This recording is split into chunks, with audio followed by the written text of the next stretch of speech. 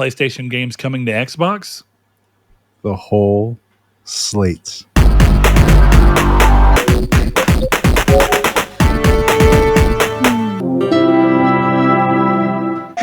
Hello and welcome to Triangle Square, the PlayStation podcast. I am your host, Brett Beck, and alongside me, the one, the only, Chris, the whole slate Figs, here to talk to you about gaming and gaming news in this fine 2-week period. Chris, how you doing today, buddy?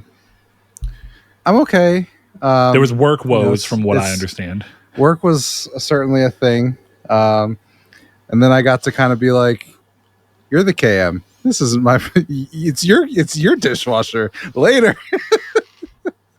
That's a good point, actually. The sign of a good manager is delegation of responsibility.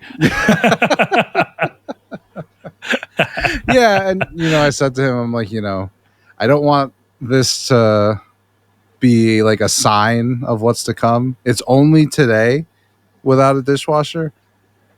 I don't want anyone to think that any other time we might have no dishwasher. It's just this time. It's only these 4 hours where we don't have a dishwasher. But yeah, we're just experimenting and seeing how having no dishwasher goes. Exactly. Yeah. We have to see what it does for the company and what it does for the P&L, the labor numbers. Yeah, at this time, we're not ready to discuss whether or not there will be a dishwasher or not in the future. Exactly. But I do have to say, neither of the positions being cut are bartender or server. So... So here's the thing, Chris. From what I was told, this is a series of... I had a crazy weekend doing a bunch of shit, helping friends. You got to do what you got to do, right? Mm-hmm. And then in the midst of me going through a bunch of BS and it is what it is. I had a long weekend. I was already tired. Had to come home, help a friend do something. That's what you do. You got to have people to help you. At my daughter, I came home and she said, "Do you got to do it today?" And I said, "Well, baby, if your car broke down and out of town, would you want me to come help you get it back into town with you?" And she goes, "Yeah." I said, "That's just kind of how it works. Mm-hmm. If you want someone to do it for you, you got to be willing to do it for them." Exactly. So, but in the midst of all this, I get a message. I don't even see it for like the 8 hour. I don't even know how long it was before I saw it. But it's just letting you know, bro, I don't have a dishwasher. So I have no clue what to do. And then it was, never mind, hired a dishwasher. And then come to today, the new dishwasher didn't show up. So is it safe to say that new dishwasher man, if you're listening, welcome to Triangle Squared. We're a gaming podcast that talks about gaming through the lens of being PlayStation fans primarily. But Chris, does this potential listener still have a job? No. But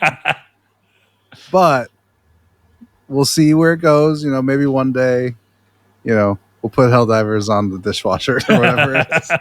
Whatever the broken joke is becoming. For democracy. Yes. Yeah. Considering the more information that I know, that's actually a pretty ironic statement. So, with all these things coming together, Chris, right, we're going to start. We got a little bit to talk about. The gaming industry is in this weird back and forth buoy that's just happening right now. There's some speculation, some people looking into job postings and extrapolating a lot from them, maybe correctly, maybe incorrectly, maybe a little wistfully, who knows. We're going to talk about PlayStation finally deciding to dig their heels in and call a spade and say, "Hey, Tencent, are you plagiarizing me?" Then we have Moon Studios, as you may know from from a very popular Xbox game, have some stuff going on. And then lastly, we're going to kind of talk about the big thing we talked about, what to make of these rumors / job postings. So before we get into that, though, we're going to start the show off the way that we always do, and that's bullshitting, talking about Chris's lack of a dishwasher, and apparently I built a school in Uganda. That happened. I met Knuckles. Congrats. He's pretty nice. Yeah. So that was cool. Did he tell you the way home? Yeah, he did, actually. I got a little lost. Yeah, GPS isn't always so accurate, but I made it home. I'm good to go. Nice. So, Chris, the first thing that we always do on these shows is just kind of dip into what we've been playing. That way, maybe, just maybe, one of us can talk one of the others into playing something or trying something that we may not even have known we had interest in, or may have had interest in, but we're apprehensive on. And maybe, just maybe, some of you listeners can get your next game kind of coming through by what you hear us talking about. Our lists are pretty slim this week. I think it's one game that we're really going to talk about each, according to the docket that Chris worked up. I have one game to bring up, but I think that's about as much as we're going to talk about. Okay, well, I'm gonna start with you there, because this is a game that I have been very back and forth on as to whether I wanted to try, because I've heard a lot of good things, and I'm trying to protect myself from the thing that you know can happen with any game, where it gets talked up so much that no matter how good it is, when you go to play it, it doesn't match this weird creation you molded together in your head. Oh, this is going to go so badly for you. Well, that's the thing, is I've been super aware to not give a lot of expectations to this game, and that game is Kingdom Come Deliverance 2. Now, I'll tell you, on my side, the starting point for me to not really have much interest in this game was that I never played the first game. And even though I don't think that this is intended to be some form of direct sequel, so much as this is just meant to be a new quite story. Literally a direct sequel, like it 5 minutes after or something like that. That's hilarious. It's even better. So maybe I was right to choose not to want to play it, since I hadn't played the first. But I know that the first game was kind of divisive. And I think you sent me something that is exactly where I've been at war with myself of, is it being non-traditional? All right, maybe traditional. Is it going against the common grain of gaming design right now, something that I will love or loathe? And that's a really complicated thing to go through. So walk us through a little bit about the game, why you seem to be enjoying it, because you do seem to be enjoying it. Yeah. And you seem to think that you want to recommend it, but you don't want to go so far as to actually say, I recommend you play this. So yeah, it's one that I would be like excited to see you play, but not one that I'm like, you should play. I don't know. I think first off, like, it doesn't feel to me like, despite how direct a sequel it is, it doesn't feel like you needed to play the first one very much, because the game kind of explains why Henry is Henry and like how he's where he is, like, relatively quickly. So I don't think that's as big of an issue. I think, most people know that the game is very hardcore, and it is super hardcore. But I think it's less so than original, just Deliverance, I guess. Deliverance 1, Off the Beach. And I thought you were talking about the come on now, piggy. Squeal for me. That too.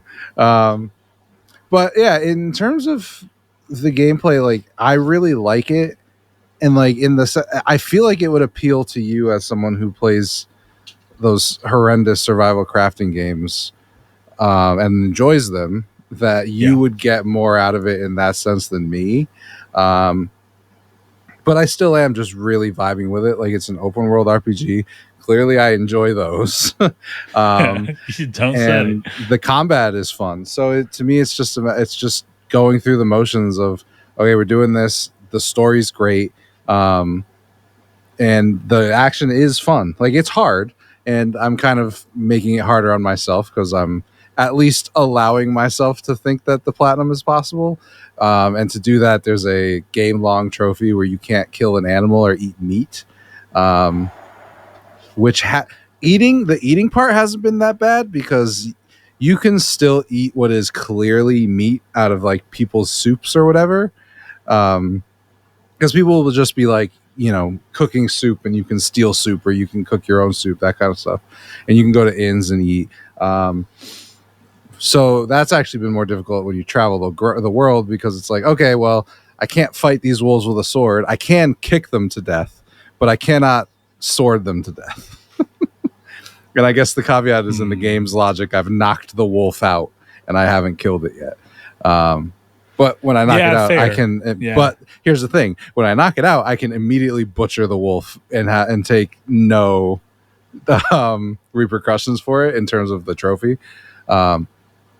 And then that's a little bit weird too, because you have what I really love is you always have your dog with you. You have your dog Mutt, and you have you have to keep him happy, so you have to feed him. But of course, it's a dog. You have to feed him meat. So now I'm in this situation where I'm like, I've got a bunch of meat in my inventory that's specifically for my dog.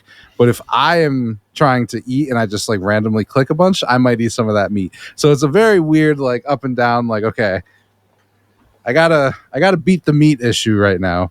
And past that, we'll be fine. But other than that, again, like I recommend the game. It's Oblivion in a lot of ways, right? Where it's wacky in a real sense. You know, it's like I just did this whole quest that I guess I'll light spoilers for a side quest of Kingdom Come Deliverance 2. I won't spoil the resolution or whatever. But like you basically spoil the setup. Yeah, you the setup starts where like there's a ghost and the devil and all of this kind of stuff, and it turns out to just obviously not be that, and like the way it is really way it goes is really cool. But it does set up you in that way. There's a whole quest that I just started that happened after this guy. We were bartering back and forth with stories. So Henry tells him a story, and then he tells me a story, and then I got to a story that gave me a side quest where I get to go get a weapon, and that was really cool. I was like, "That's neat." Here's my biggest problem with the game. I guess let me sum up the positives. Right, the positives are I really enjoy the gameplay. I'm having a lot of fun. The story is really good, and like, so I'll say it now, like. I would not be surprised if I do end up finishing this game. It is at or near the top of my Game of the Year list. Nice. So yeah. if I were to say that, highly recommend. Two things. I didn't know there was fast travel in this game, and I'm fairly positive that's my fault because I just went, there's no way this game has fast travel. It's so hardcore. Why would I be able to fast travel? So I just never tried, and then I was looking something up for a quest because I just couldn't figure out why it wasn't triggering the way I thought it would. And then it goes, yeah, click X to go to this town, and you'll fast travel right there. And then click X to go to that town, and you'll fast travel right there. I'm like, oh, okay. So my big issue with this game is the quests are really long, and by really long, I mean like. I started a main quest, right? That main quest, I had to go through a series of side quests that were all aligned. But in order to finish the series of side quests, those side quests have mini side quests that ended up branching into other mini side quests. And it got to a point where I was like working on one side quest for 4 days. Jesus. And it's a thing where it's like you don't want to complain about it because it's content and it's good content, but it was to a point where like I was saying to my buddies we were going to play a different game, and I'm like, I want to finish this quest, and then 3 hours later I'm not even close to finish with the quest, and then I go to the next day of playing this game, still don't finish the quest by the time I go to bed, and then just now finished the quest before we started recording. So that was it's a weird conundrum, right? Because you don't want to complain about content that is objectively good content, right? Everything I did for that quest was really fun, and the resolution was really cool. But then I just think about how long I spent IRL doing this, and I'm like, okay, well, that was aggressive and unnecessary, even though it was fun. So nice. Well, I mean, that's yeah, it's a lot. Because I mean, even hearing you talk about it, I can see some similarities with what made me fall so much in love with like Tainted Grail. And I think to even the degree that there's something to be said about how Tainted Grail presents itself both in its cost and I think to some degree the way it literally presents itself. It's gotten better because as they have gone on, they've updated and improved the UI and all these things. But definitely early days, the game was, from a cost and design perspective, kind of presented as a budget game, like a budget creation, something made with very limited resources. Everything is made with limited resources, but you can tell people who have way more limitations because they just are. Grand Theft Auto 6 did not have any limitations. Grand Theft Auto 6 did not have any limitations. Grand Theft Auto 6 did not have any limitations. Grand Theft Auto 6 did not have any limitations. Grand Theft Auto 6 did not have any limitations. Grand Theft Auto 6 did not have any limitations. Grand Theft Auto 6 did not have any limitations. I'm going to be real. I think that if Grand Theft Auto had gotten to a point where it was never, Grand Theft Auto 6 was never going to come out, and they just kept putting millions and millions and millions behind it, but it kept getting delayed every year, 2 year, 3 year, eventually there would be you're going to have to release this as is, or we can't keep going, which still is there's a limitation there. There's a restraint. There's something that is like hey, you got to do something. I mean, the nature of the world is that all resources are finite. This is how many of those do you get? How much of that resource allotment is actually for you? But I get your point all the same. Some games are basically, for the sake of argument, you can consider them to have no real budget. Yeah. Yeah. Fair enough. Yeah. But with all that in mind, I really have appreciated the way that it approached world building and side content and all this stuff in a way that I felt like most AAA games are ironically spitting in the face of. Like, I think most AAA games' main story content is usually really good. Even games I don't really care for, there's always this understanding that you want to make the main story, the main meat of any game, good. But I think a lot of big games that are even known for being dense in content do not have good dense content. They just have dense content. Yeah. Now, again, there's still varying levels of how that lands for you. But one of my big complaints with a game like Assassin's Creed Unity is that there's a million things to do, but I don't think most of them are very fun to do unless the fun comes from inherently checking off a list of things that you've done. And for some people, that is inherently fun. So that works on me. Yeah, and so, but that's for a game like this to be so budget constrained in comparison to a game like Assassin's Creed Unity, but approach every side quest with the same amount of gum. Like, they're really going like, look, this side quest, not all of them, but a lot of them are like given the same, like, no, this is a big deal. This is interesting in this world. These are things you should care about. These are things that you should stick with and remember. I love that. And I see a lot of the same design choice stuff going into how do you make even what should be mundane things interesting. And that's what I think Tainted Grail does. And from a lot of what I see about Kingdom Come Deliverance 2, it revels in making sure that even things that would feel mundane in most games are somehow interesting. Well, yeah, I really like the way it incentivized me to use some of its weird systems.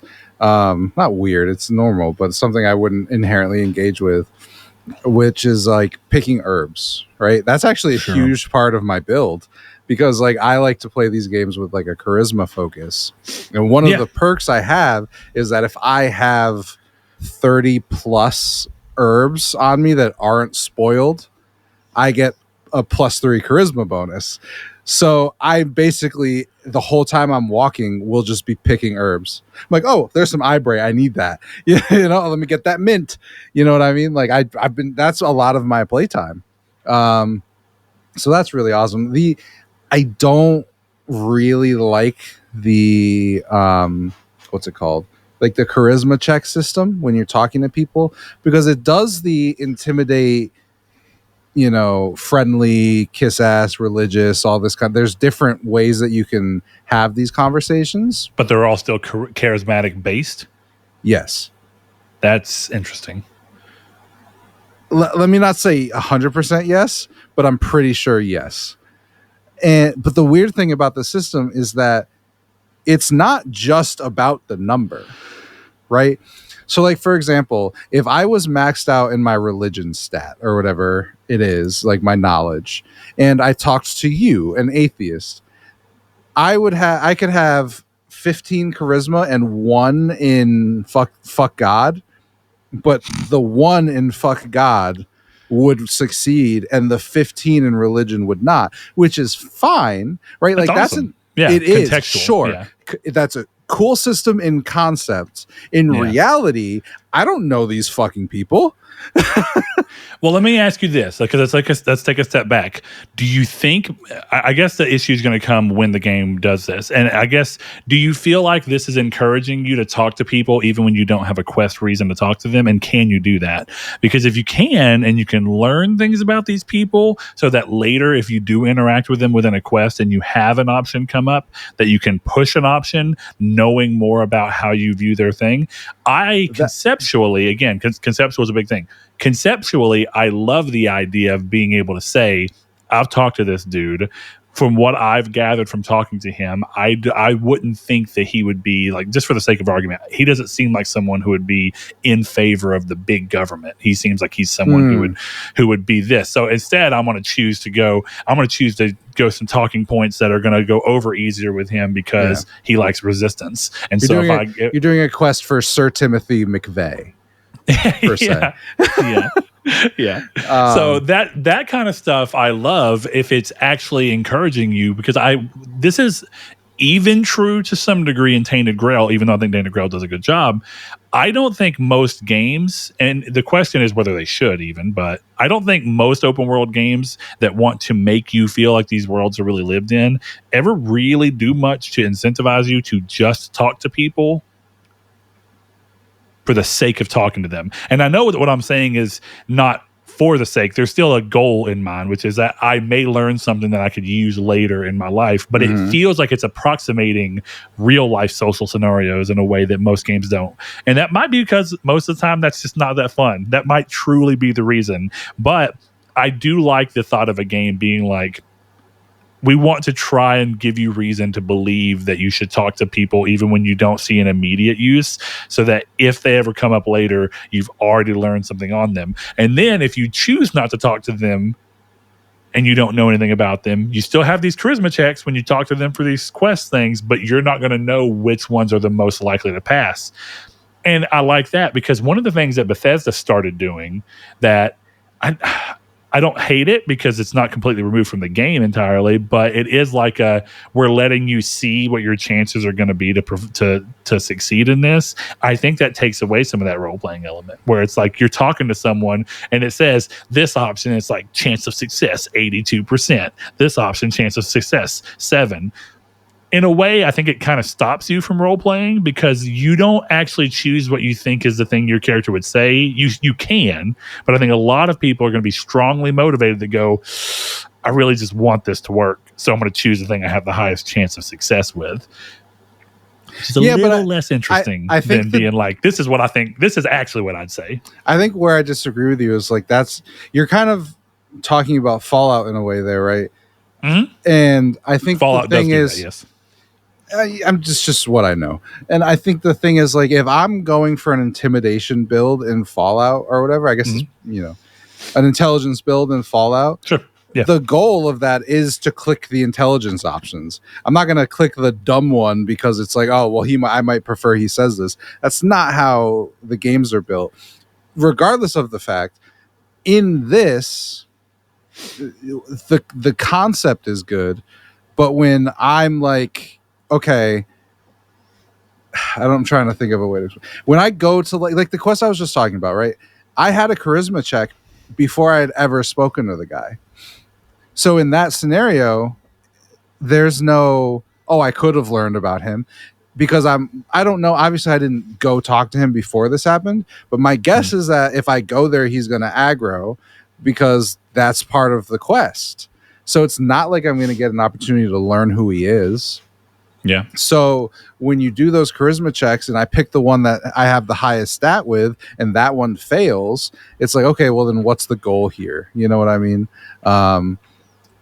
So maybe, and I could just totally be missing a mechanic too, but I think that's where the game is telling you, hey, like, you can do this and you can do it this way, but Yeah.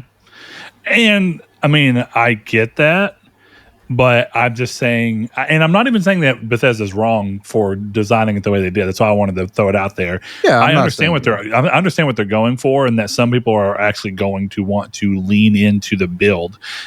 But I think that there's something that's a little inherently kind of like, it's unfortunate that a game that's trying to sell itself on you playing a role is kind of getting in the way of you just actually playing the role, because you're not going to go with what you feel like.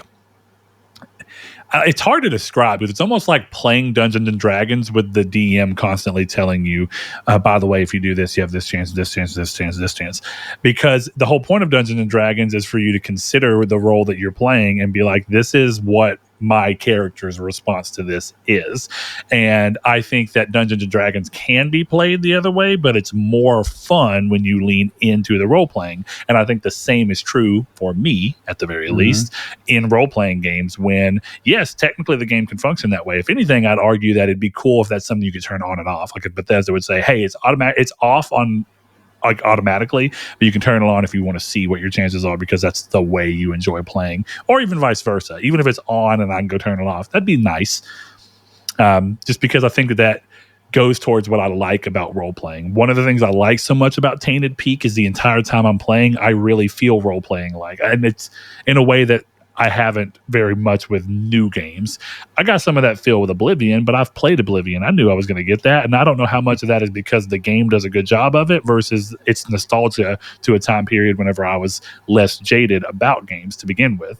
So a game like Tainted Grail being brand new and giving me that sensation is like, well, I know it's not because I'm jaded. You know, it's like, I know that this is strictly because this game is doing a good job of leaning into the aspects of RPGs that I like, which is encouraging me to explore, but not just to go, I found another question mark and knocked it off my list. It's because, oh shit, I killed these dudes and I just happened to pay attention to the fact that there was a dude in the cage. So I let him out. And then he told me, we ended up having a weird conversation. I chose to ask him a question, which led me to a point where if I choose to do so, I can go meet him in this area. What might happen from this? I don't know. Maybe one day I'll go find out, you know. Not a lot of games do that. One of the things that I think is unfortunate about modern gaming is this kind of slow thing towards, we want to make sure that even this sounds, I want to go ahead and say it's not because I'm saying the lowest common denominator shouldn't be able to play games, but I think when you always design to the lowest common denominator, you end up with a game that doesn't feel like I'm ever doing anything. It just feels like the game handing everything to me. And there's a time and a place for games like that. But when the whole market's trying to push towards this, how can we be the most profitable and everybody want us? I almost feel like it's like a Ouroboros situation where in trying to do so, they're gaining the customers they were trying to and then losing the customers they would have kept if they just didn't do that. And so they're ending up kind of in the same space, but with what I think is a worse game for me. And at the very least, is a game that is roughly performing the same as it always would have. And that sucks. I think that I don't know the fix to the problem, but if designers can find a way to have their cake and eat it too, and make a game that can be interesting for people who are willing to let the handhelds be turned off, and then still be able to facilitate play for people who need more direct, this is what you do, this is how you get there, that would be awesome. I think games are taking steps in the right direction by allowing you to turn off map modes and have the characters have dialogue that tell you where to go. And then if you're just keen enough, you can figure it out like Red Dead 2 did. I love that that's an option. And that's a start. I want to see that pushed a little further, if at all possible. Yeah. I don't know. The way you talk, I think you'd enjoy Kingdom Come Deliverance 2. And I don't think you need to play the first one. Nice. Yeah, I mean, there's not a ton more. Combat is hard. It's weird because it can be really easy, because it's like you get an icon for a shield and you hit that and it defends. Then you can riposte.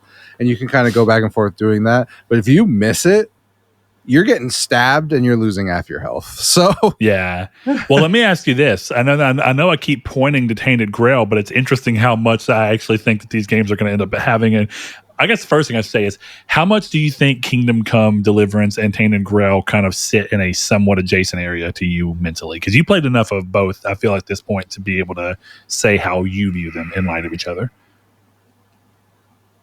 I think Kingdom Come's a better game. Tainted Grail is more interesting. Oh, that's a pretty interesting like dichotomy of the two. But as one thing that we had a big conversation about, we talked about in the show, was Tainted Grail is hard up front. Yeah. No, this is hard in a different way, because if you hit your inputs, you're not going to die. Yeah. But if you don't hit your inputs and you're not paying attention, you will die. And the biggest thing is, like, the way you heal is potions and sleeping. And I have not found any healing potions. So that's the biggest thing, is where, like, the quest, I failed the quest we've been talking about a couple times, because it was my fault and the game's fault. I was like trying to Skyrim my way into this guy's house. So I was trying to jump over bushes that I'm not supposed to get to. And then, like, the game reacted in a way where Henry jumped, floated sideways until it was like a fucking Acme cartoon where he jumps up, floats sideways, and then just falls down and off a cliff. Or gets severely hurt from fall damage. It was so bad that I was bleeding, and you can bleed to death. So I bandaged up. Problem was, I broke my feet, or hurt my feet, so I couldn't run. So I'm trying to walk back, and Henry's just like, oh. And then when you're at low health, the whole screen is blood red. So I'm trying to do this quest, blood red. Turns out something happens, and I definitely was in no position to be doing what I needed to do. So that was a nice little reset. Game doesn't auto save, and you can't save on the fly without Savior Schnapps, which is like a potion that is easy to make and relatively cheap, but still. So yeah, I'm kind of digging this. Like, the more I've heard about this game, not just from you, but from random YouTube videos or other friends who are playing it, I can definitely see aspects that I feel like I'd click with. The question is are the other ones also going to click with me? It's hard to say.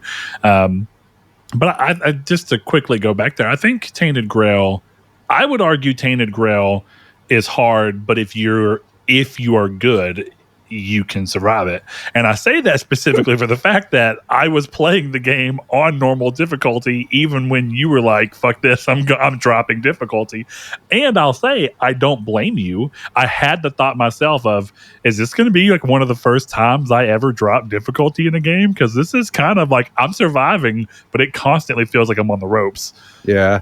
I was just very much like, I will not play any more of this game if this keeps happening. So I just dropped it down. Yeah. I don't know. I'll send you Tainted Grail at some point, because I bought it on disc. Or Kingdom Come, rather. That's the one I meant. Yeah. But yeah, great game. I recommend it. You'll have some fun. Nice. Well, on a separate note, if you're not one that's looking for this big open world sprawl and you want something else to come around to, I have decided to hop on after Death Stranding 2, Robocop Rogue City Unfinished Business. Now, as Chris put it in here, Robocop sequel thingy. That's a good way to put it. It's the infamous Festival of Blood of the Robocop universe. It's a standalone expansion that is clearly building on the game-based mechanic set and like engine of Rogue City, but it's taking place with like new environments, new story, all these things, and it's pretty long. Like it's like a 10 to 12 hour game. It's pretty solid length. It feels like playing a sequel in terms of like amounts of content and the way that they approach designing. It doesn't feel like they're trying to design something that's lesser, but it's not making huge strides. It's not trying to do something new or push graphics forward or anything like that. Instead, it's just like, we've slightly tuned up some mechanics. We've added a few mechanics that make sense kind of going into here. We have a couple of new guns that we clearly were trying to do, and we just kind of shored some things up and introduced some new ideas that wouldn't be sequel worthy, but would be interesting in like an infamous First Light. That's another good way to look at it, but longer, because First Light's a pretty short game, realistically speaking. Yeah. 10, 15 hour plan. One of the things I really like about RoboCop and this game is that it kind of is the perfect modern, in my opinion. I would love to see an even more like big budget game approach it this way, but I just don't know that that's going to happen. It's kind of the perfect mix between a traditional shooter campaign and trying to add a little bit of width by way of side content that's optional that you can do by just lightly exploring the mostly linear areas that you're going through. It's almost as if Uncharted 4 took its wide linear approach and didn't go quite as wide, but added characters that you can talk to and storylines that you can see that are completely optional within it. And that gives you a little sense of RPG. You get to make some decisions and see the outcomes, but they don't play a huge part in the story. Otherwise, if you just play through it, goes on like it always would have. I love that. I think it's a really good way to make a game feel a little more in depth than just like an early PS2 shooter, which nothing wrong with that. Black's a fucking awesome game, and that's a PS2 shooter. But it's cool because I think it's perfectly riding the line between player expectations and being like, no, there's more than just a campaign where you're walking around shooting as Robocop. You're going to problem solve. You're going to play as Robocop. He is a cop. We're going to have you investigating and doing some cool stuff on the side. Yeah. And that's a nice. I didn't put it on my list. I played RoboCop Rogue City for an hour or two. Yeah. I don't like it. Sorry. I get it. It does not strike me as a type of game you would like either. I hated how slow it was. I would never recommend that game to you. And I say that very lovingly. I think some of that comes down to if you think Killzone 2 is weighty, and you always think I'm crazy for thinking that like Killzone 2 is one of the best feeling shooters of all time, in my opinion. You're always like, that's crazy talk, which respect, I don't care. But if you think that that's a crazy opinion, then you're not going to like a game that's much slower on purpose. I was just like, this is because it's funny. Like, it is funny. Yeah. And all this stuff. But I just found myself hitting X or right left stick over and over again for no reason. But yeah, you're talking about so that you can sprint. So I can sprint, and it wasn't doing anything. And sprint is kind of like the normal movement speed in most games. Dude, sprint, I can say this, okay? Sprint is a fat person trying to run. And it even sounds kind of yeah. Like backing up with heavy footsteps. Yeah, no, and you know, one of the things I thought was really interesting is I like RoboCop.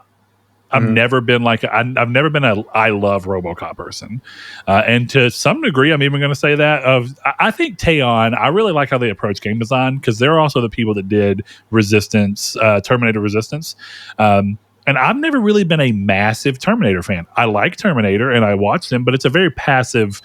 Like I would say that I like the franchise, but I'm not a hyper fan.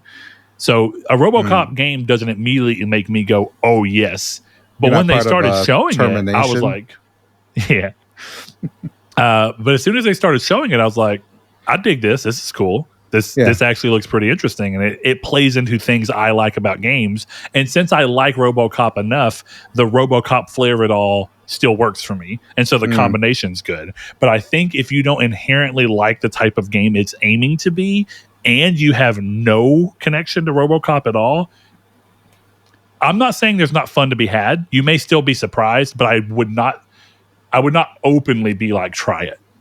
Yeah, like I said, I would only say try it if you look at it and it looks like the type of game you would enjoy, even if you don't like RoboCop. Then you're fine. Yeah. Then the RoboCop of it all will either start to charm you and maybe even interest you in RoboCop, or you'll just be like, I still had a good time with the game.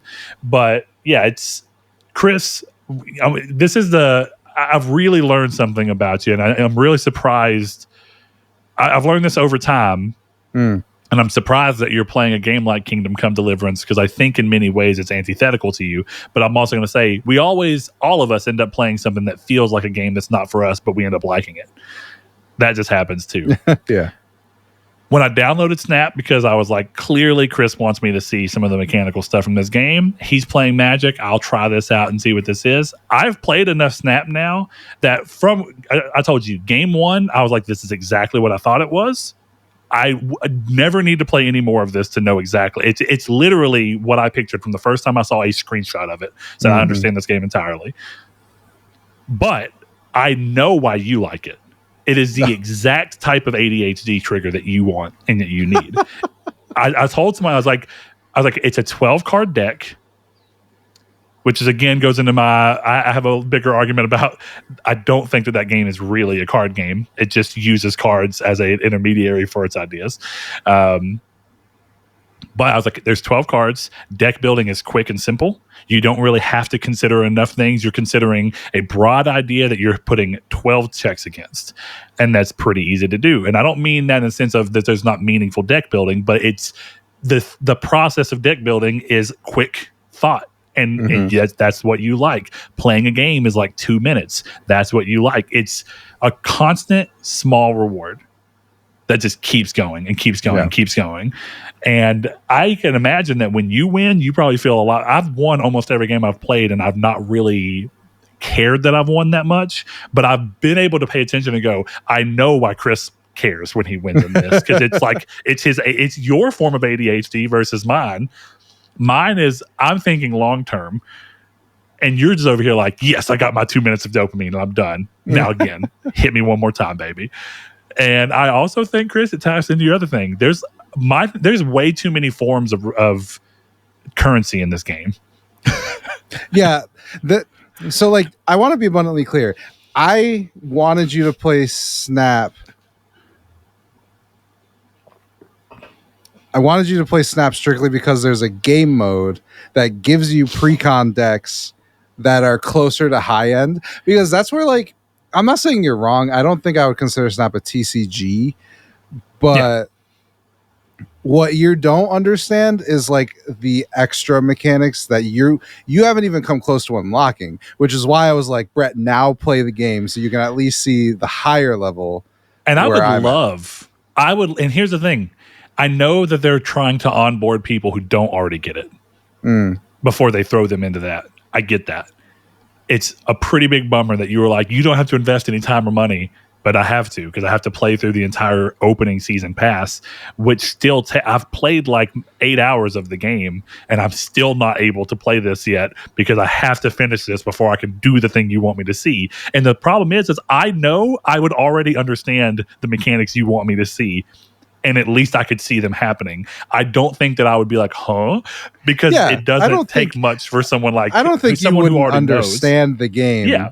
And I'm not saying you would say that. The game seems to think I might not, and that's why they don't want to immediately throw me into being able to do that. Or it's that they want me to stick around on a higher chance that I'm going to actually buy something, which, hate to tell you, whatever publisher you are, I'm not going to spend any money on Marvel Snap. This is not happening.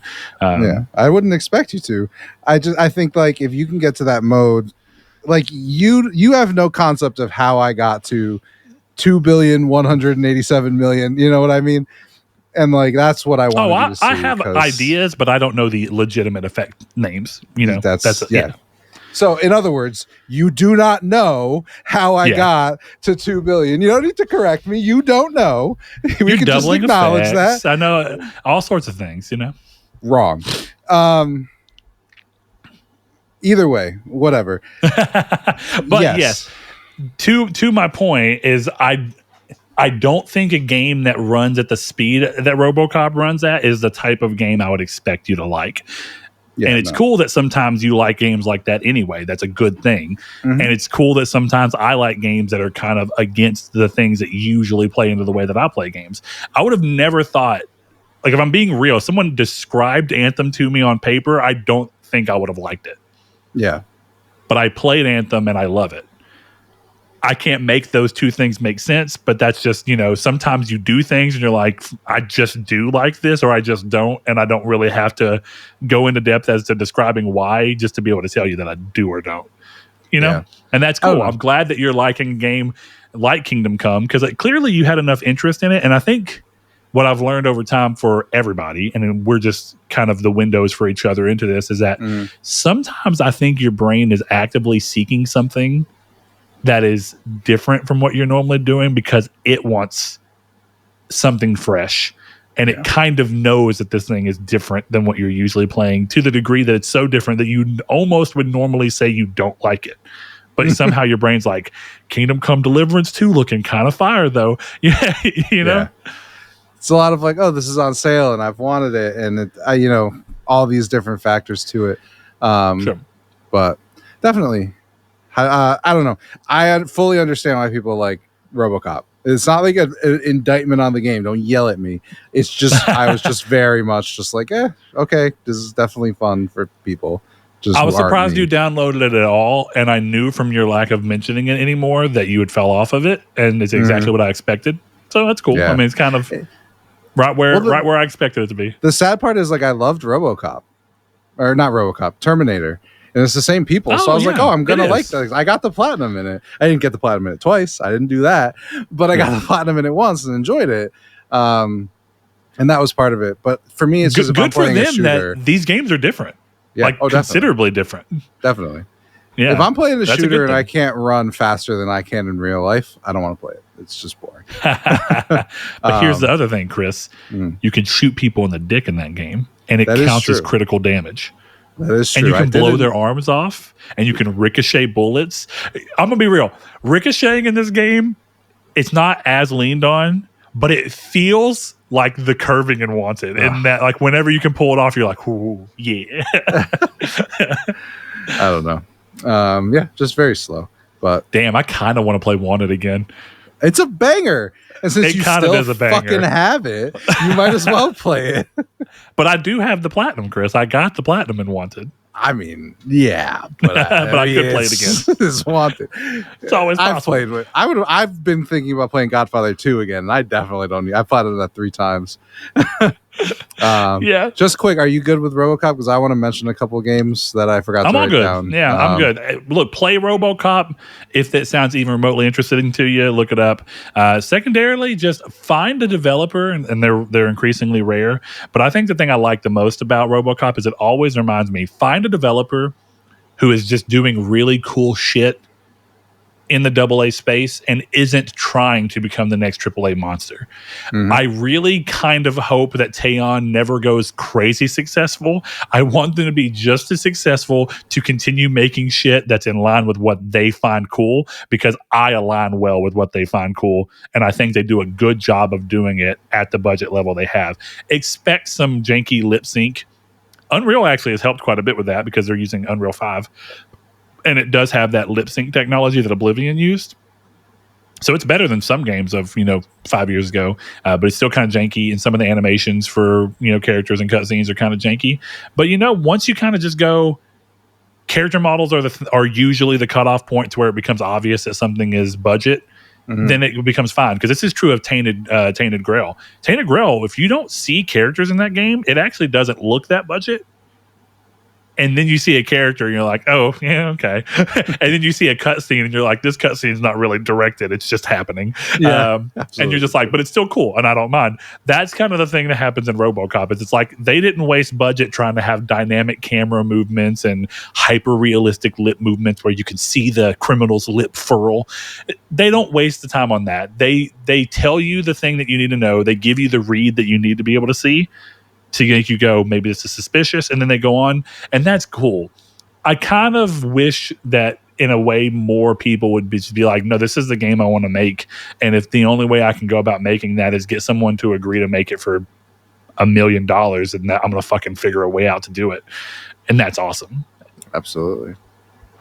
So what are the other games you got, man? Okay. So I don't have a ton to say about this because I don't like it and I'm being forced to play it. But Abiotic Factor just came out on PS Plus. Brett, you'll like it. I fucking hate it, but my friends like it. Abiotic Factor. I believe it's Factor. I'm not paying that much attention. Survival crafting. Yeah, my buddies really enjoy it, so I've been kind of playing it with them. It puts me to fucking sleep, but I don't like these games. Like, I just don't like survival crafters. I can see why it's there, why people like it. It's funny, just not for me. And it sucks because like my friends are on it and they're like, "Oh, you want to play?" And I don't have the heart to say no. I really, really don't. So I have been playing it, and it definitely has mechanics, and I'm definitely not sleeping the whole time I'm playing. The other game. That's interesting. The games that you get roped into, and I mean roped into because you just don't click with them, are always fun to me. I almost want to make a game where we go through and we kind of just go like, is this a game that Chris would get roped into and hate or not? That would be fun. We should do that as like a Velvet's Corner. It's like this game or this game. Yeah. No, I want to be clear. I wasn't going to play Elden Ring Night Rain, and then they just announced the 2-player mode, so I'm a little bit closer. There's a non-zero chance I buy Elden Ring Night Rain in the coming days strictly to be like, I'm not playing Abiotic Factory. We're playing Elden Ring, and that's what we're playing. I'm not playing the other game. Like, that's legitimately like possible. But again, you don't take my word as like you shouldn't play this. These games make me want to die every time I touch them. Brett can attest. The only one that I've liked is Survivalists and V Rising. That's it. And I don't even know if I can say I liked V Rising because we've never touched it again. So you liked it enough to return to it a few times and to even invite me to play it, which is something. True. And I do think that you quite enjoyed Survivalist. We played it a few times. I think that was I just did like it. We have a rough time having our schedules align often enough that I think it's difficult anyway. Yeah, we're just and I think it's only gotten worse as you've continued to rise through the ranks in your various companies. Yes. So fucking nightmare. But yeah, the other game. This is the game. I should have put this on my list originally because I'm really excited to talk about this game. Angerfoot. Oh, God. Yeah, you messaged me. And I thought, what a fucking weird name. All right, yeah, let's hear about Angerfoot. There's not a ton to say about Angerfoot. If you like Hotline Miami, this is Hotline Miami, but first person and very funny, very fast paced. And the main melee is kicking. So like part of it gives me a little bit of agita because you're walking around and this guy's just green, nasty ass foot is just flying in front of you the whole time you're going. But then you get guns and stuff. But I really enjoy it. I don't know how much I'm going to play, but the aesthetic's really funny. The game starts off with this cutscene where it's like, oh, the only law is that crime is the law. And you live in shit city. And the gangs are the violence gang, the pollution gang, and the stealing gang. I'm like, this is all very funny. It's like super on the nose. Oh, it's not even. Yeah, it's great. And then the whole game you're going around collecting sneakers for this guy who doesn't wear shoes. Yeah, I'm gonna say when you sent this to me, I looked at some stuff and it was card night, and then I'm looking at it now and the same thought has popped in my head twice, so it must be just how I feel about it. This feels like modern gaming having its like Earthworm Jim moment. I could see that in a way, yeah. And I don't mean like the same thing, but I mean like goofy and kind of like non-serious and just leaning into this crazy world and being like, this is what the fucking game is. Yeah. You either like it or you don't. Exactly. It's very funny. Yeah. The best recommendation I can give is I showed it to my brother and he bought it and he just called me before the show and he was like, I'm about to beat Angerfoot. And I was like, what the fuck? Nice. Yeah, I bought it for you 2 days ago. Nice. Yeah. But yeah, I highly recommend it. It's $20. I was literally just scrolling through the store and I found a game called Angerfoot and I was like, I'm going to buy it. So I bought it sight unseen. I'm having a great time. Yeah, sometimes you got to do that, man. Every now and then when I come out of a game and I'm like, I don't know what to do, I hit the store. I'm just like, what's the first thing that crosses my field of vision? Yep. Sometimes you got to take a chance. That's how when you play Bee Simulator for a night. Kelly Clarkson knew what she was about. Yes, she did. Yeah, Chris, out of the darkness and into the light. Angerfoot. Hell yeah, brother. Play it. You got no excuse. Yeah, you're right. I literally have no excuse. Chris messaged me. I was like, hey, did you play Hotline Miami much? Like, are you a Hotline Miami guy? And I was like, I played it for like an hour once and it's fine. And he was like, well, Angerfoot feels like someone trying to do this in 3D. And I was like, that's an interesting selling point, if nothing else. Yeah, it's funny. It's got a lot of humor. I think you would enjoy it. So you definitely give it a shot. Yeah, nice. Who knows? I don't have an immediate game right now. So maybe. Hell yeah. I literally don't know. I was severely debating starting Expedition 33. Ooh, be a good one. Yeah, because I'm trying to think of what will hold me over until Lost Soul Aside. Like, what's a good thing to bridge that gap? Do I do one long thing or a couple of smaller things? Just wait for Ninja Gaiden Raidbound. That's the next game. 2 days. Maybe. I'm trying to think of what feels like the right tonal shift, both in gameplay and in story and stuff after RoboCop.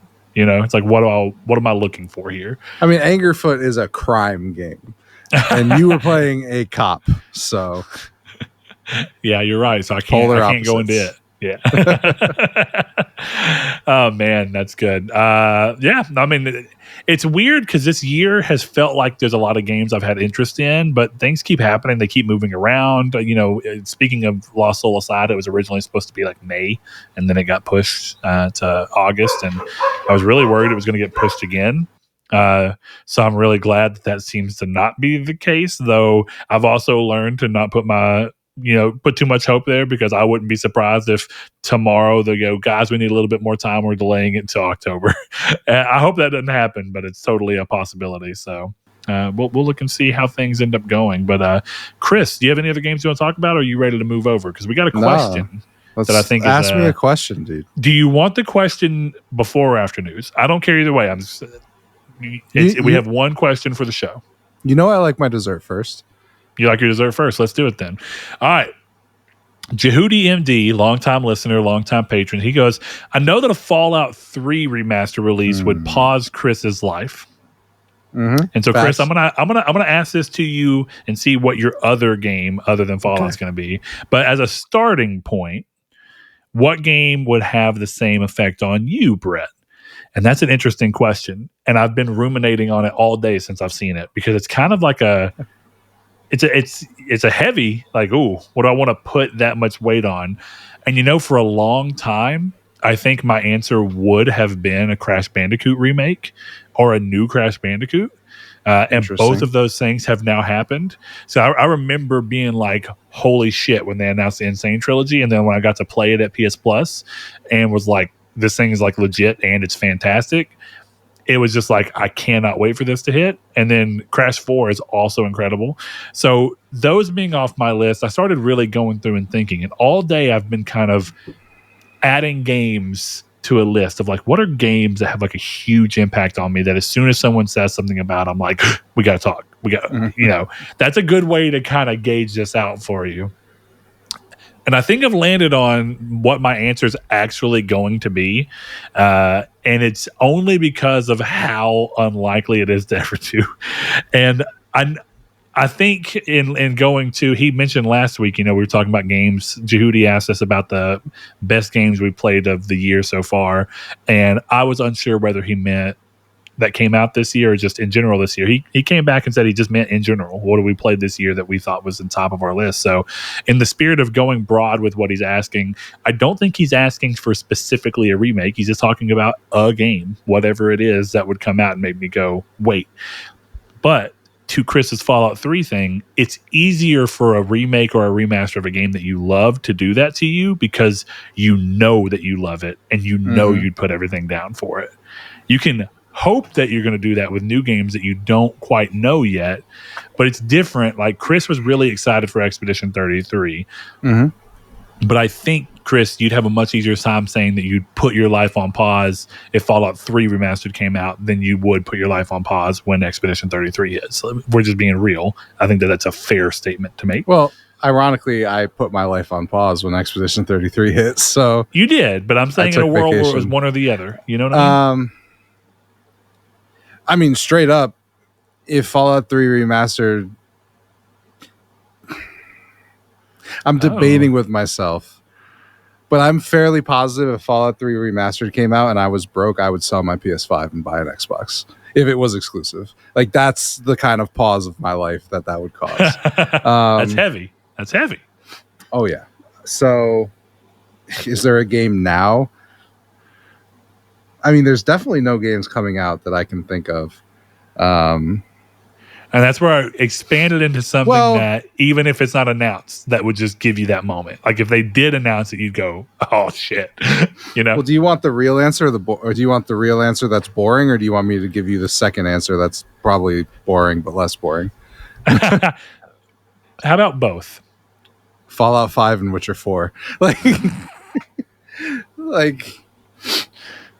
those Fair are enough. The easy. Those are obvious. Yeah. You know what? State of Decay 3. When that's announced for PS5, I will drop everything else. Yeah. That's a moment. If they shadow drop State of Decay 2, I'm dropping everything else and playing that. So that's the answer. I think that actually feels like, now that you've said that, that's a good answer. That feels very you coded. And you've talked a lot about State of Decay on the show, but you've talked a lot more about State of Decay with me privately. Yeah. So I know that you're like State of Decay 3. When it comes, here's my moment. Yeah. Though I do want to throw out there a game that I was really surprised at Chris's response on was Dying Light 2. Chris was Me like too. All in on Dying Light 2. It was all he would talk about for months. Mm-hmm. It came out and Chris played like a few hours and was like, meh. Yeah, it's not as good as the first one, which is too bad. Maybe one day, but man, what a brutal. Apparently the game's been updated a lot. Mm-hmm. So I wonder how true that is. I'm considering going back. It's just and then now you have a whole new one too, Dying Light the Beast or whatever. The Beast. I'm honestly more interested in that one because it's a sequel to 1 more than 2 is in a way. As far as I know, I didn't beat 2 because it was boring. But anyway, yeah, State of Decay would kill me. Dying Light, I was really sad that I didn't like more. But yeah, what's yours? You got to give me a game here, man. So I was building up a list, right? I was going through. I was like, what are like the games that every time someone talks about them, something in my eyes or my brain or ears, like my ears perk up or my eyes light up. And so I've been adding to my list slowly but surely. And at first I noticed it was games that I was like, if they remade these but tried staying true to what they are, these would be pretty. So those first 4 that came to mind were Fable. And we've kind of got that. I love the original Fable. You know that, Chris. But Sonic Adventure 2 getting some kind of full-on remake treatment, because that game fucking rips. Kingdom Hearts 1 getting a remake. Though I'm iffy on whether they honor the things about it that I like. Also, Chris, quick update. Any more Kingdom Hearts under your belt? I've finished a couple. I'm at the end bosses of 2 of the places. Problem is, I stayed at my brother's, didn't bring my hard drive, so I couldn't play Kingdom Hearts because it was on my hard drive. So now I'm into Kingdom Come, so I don't know. I'm going to go back. I don't want no fear. No fear. I will see the heart of the keys or whatever the fuck they do in those children's games, but I will finish them. I just wasn't able to, and then I got into this, so yeah, we'll see. Everybody stay tuned on whether Chris ever talks about Kingdom Hearts again. Spoiler alert. You got so many people's hopes up. They're in the podcast discussion in the Discord like, shit, Chris is playing Kingdom Hearts? All right, I'll finish the game. God damn. Mm-hmm. We'll see. And then I get the platinum now. Screw you. I'm going to do it. Nice. Do it. In spite of me doing it. So the last game on that list, I think I've said it before, once Oblivion kind of got the remake or remaster, kind of that heavy remaster style, I'm very much in a heavy remaster Morrowind or straight up remake Morrowind and expand the continent if you really want to get into that. That's like, those are the games that are kind of the known entities that haven't already gotten that treatment, because Shadow of the Colossus got that treatment. So, like I said, the games. There's one other one that I think kind of ties into this. It's like I guess 2 more, and that is Dark Sector, which is the idea that springboarded Digital Extremes into the idea for Warframe. And that if that got a full on remake, that would be dope, because that game's incredible. But I would also like a remaster. It's cool. It's a really cool PS360 game, or a sequel for it. And I think that'd be cool, because now you've set up all these people loving Warframe, and I would love to see them do what I thought Destiny never did, which I've always thought it would be really cool for Destiny to actually be able to help keep players like me more involved by having expansions every other year, and then occasionally releasing games that are just solo, single-player shooter campaigns, maybe co-opable, whatever it be, but have them not be tied into doing weeklies or raids or anything. It's just a game with a story involving shit from this world. And I think that would be super cool for them to come back and be like, Dark Sector is what set all this stuff up. They technically have them currently in 2 universes, but the reason that they're called the Tenno is because David Tennant from the first game was the first of the people that came, So I think coming back to that legacy and being like, listen, we're making a Warframe single player game. That way we can have fans in both sectors of the market, because Warframe inherently doesn't have people fans of it if they're not fans of social MMO shooters. But you can get people to like the IP more if you occasionally give single player games. And I think some of the people who love the multiplayer game would also scooch over and be like, I want to see what this story about this character is. That would be pretty dope. That'd be good to see. And then I also put Resistance 1 getting a remake or a new Resistance sequel. Those feel like pretty clear ones. Pretty good ones. I could see stopping for like Infamous 3. It would be, I think a lot of like what would stop me in my tracks with like new shit would be something I didn't expect. I'm gonna be real with you. An Infamous 3, and I'm not even normally one for doing this, but again, go towards what would you expect or not. If they did an Infamous 3 with Cole back, mm-hmm. You're gonna have like a what the fuck? And just to throw this out there, tying into that a little bit, Sly Cooper 5 is on my list of a game that I was considering as being like how would I feel? What would I consider? Yeah. I would, in your vein, Chris, that's exactly it. It's the type of thing where I don't anticipate that they're ever going to pay off the story thing that they set up in Sly Cooper 4. Definitely not. And so I'm just sitting here waiting. One day I want them to do it. But here's the thing. When it's been 12 years since your last game, from a market standpoint, it does not make sense to come back and try to pay off something that you set up 13 years ago, when a lot of the new market are going to be people who've never played that other game. They'd be better off remaking them and then doing the twist again now, or whatever it was. If anything, yeah, you're right. So to round my list off, I'm bouncing between two games. But the real answer might surprise you, because I think you would think I would lean towards one. A sequel to The Order. Oh, wow. Or finally getting the release of Final Fantasy Versus 13. That ain't happening. Yeah. Neither of them are. But if we talk about what would put my life on hold, the final answer I'm going with is Versus 13. I mean, that's a good answer. That trailer, to this day, I'll put it on sometimes. I'm like, this is so fucking cool. Yeah. And it's such a shame that Noctis finally got a game, and instead of it being Tetsuya who made this character and went through with it, some other dude took it over and just made a completely different story, but just stole all the characters from 13 Versus and restarted everything. That sucks. That sucks hard. Suck. If we're talking about games like that, I think I would stop for Agent. It's not even like a meme answer. Like, I want to know what that game was supposed to be. And if Rockstar was like, we're going to finish Agent and put it out, like, okay, hell yeah. I'm going to go even more weird with it. This is, okay, throwing this out there. This is a really weird answer because it literally makes no sense to do. Okay. At all.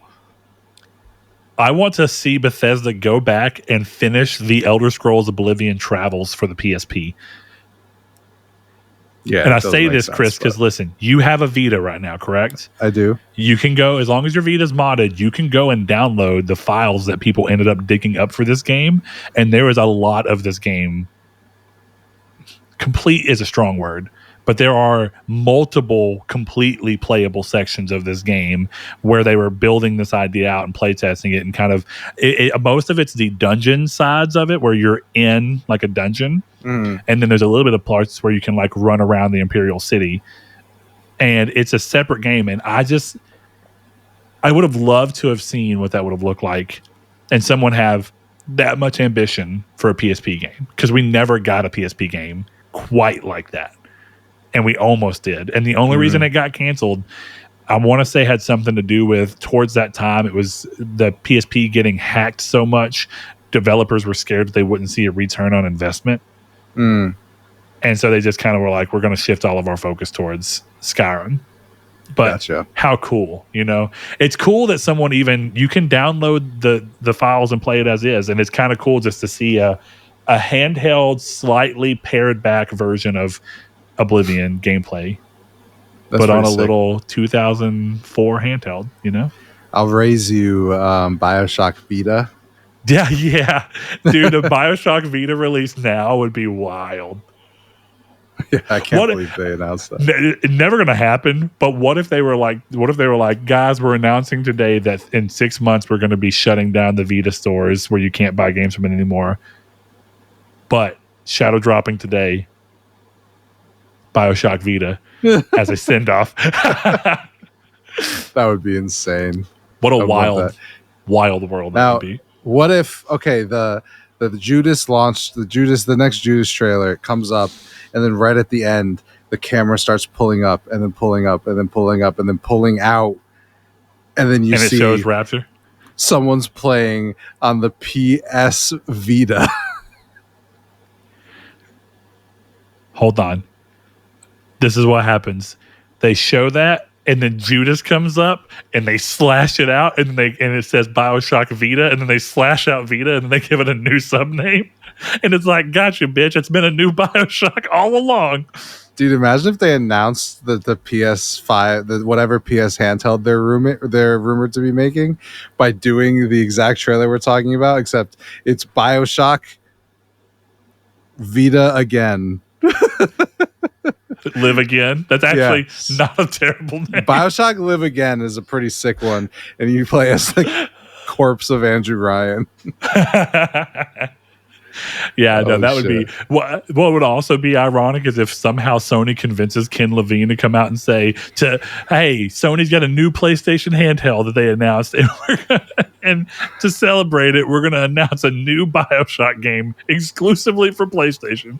Yeah, like at the end, he's like, repeat itself. Yeah. We're announcing a new Judas game for.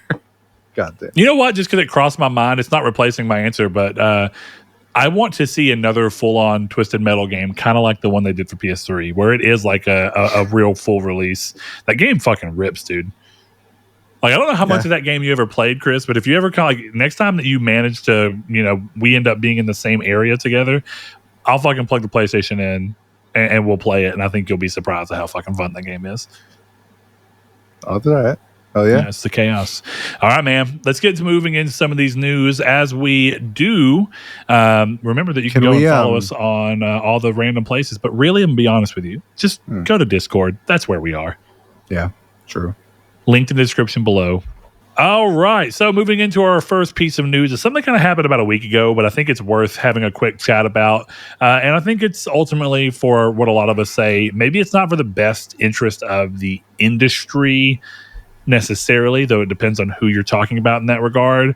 But it's at least in the favor of the consumers right now, at the very least. Though, is there an argument to be made, Chris? That's the conversation I want to have after. Is there an argument to be made that at some point being too for the consumer will eventually catch up to being against the consumer again when you eventually have to finally do the hard jump, kind of like what happened when we moved up to 70 instead of, little increments up or whatever. But before we get there, Microsoft decided to kind of take a step back from their $80 games pivot that they recently said.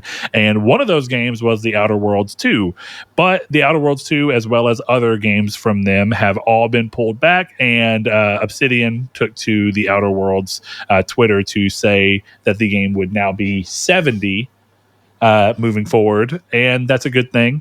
Though I would be remiss not to mention that a game about corporate overreach being bought out by a big corporation who uses their corporate overreach to push the pricing of games up another $10 there's a sweet irony to this all. But Chris, back to the question I kind of had in point. This is good for the consumers in the fact that this is $10 less. It may push some people into buying this game who might have waited for it to go on sale. They might buy it day one or earlier, or they may play it in general, whereas originally they didn't want to support this move at all. They may have never played it at all. But can eventually giving the consumers a break too often, can that eventually come back to bite consumers in the ass with just a bigger hit later when they decide to catch up on what they've been losing on? Or how do you think that kind of plays out? I mean, this is objectively good for people and probably good for the game. Which is in turn good for Microsoft as a publisher. Yeah. Before we get too far, I will say insane advertising attempt to be like, did you see that GIF going around of like the guy with the moon head punching the guy with the moon head with the higher price on it? And I'm like, you did this. You did it. You didn't defeat a villain.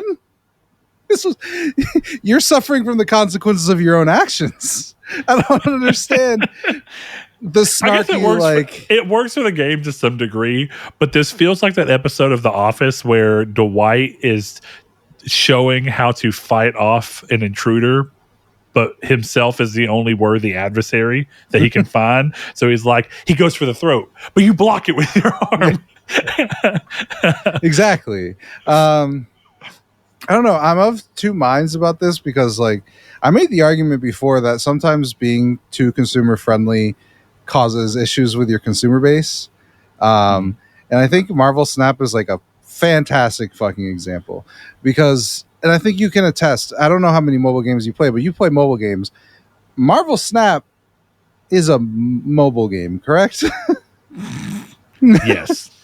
And, you know, it's not as bad as some that I've seen on phone, but the game goes out of its way to be like, alert, notice that you have something in here. We want you to see it. And you click and it's like, there's new cards. Would you like to spend money with us? I'm like, no, I would not. If I wanted to spend money, I would come into the shop of my own volition. I wouldn't wait for you to give me a red notification dot and be like, hey, you haven't checked the shop in a while. Yeah. I mean, like, my thing was like Marvel Snap has been trying to monetize itself in ways over and over again, and the community pushed back every single time, and they followed the community every single time.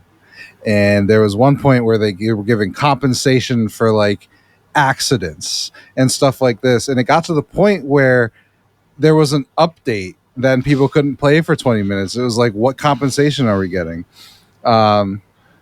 And to tie it back into like kind of where I'm going, Marvel Snap used to have a system where you would get these tokens, and for a certain, you could spend the tokens to basically RNG new card, a different card that you don't have, or just a bunch of variants. So like when I was doing it, it was like the new card, a variant, and then premium mystery variants because I owned everything.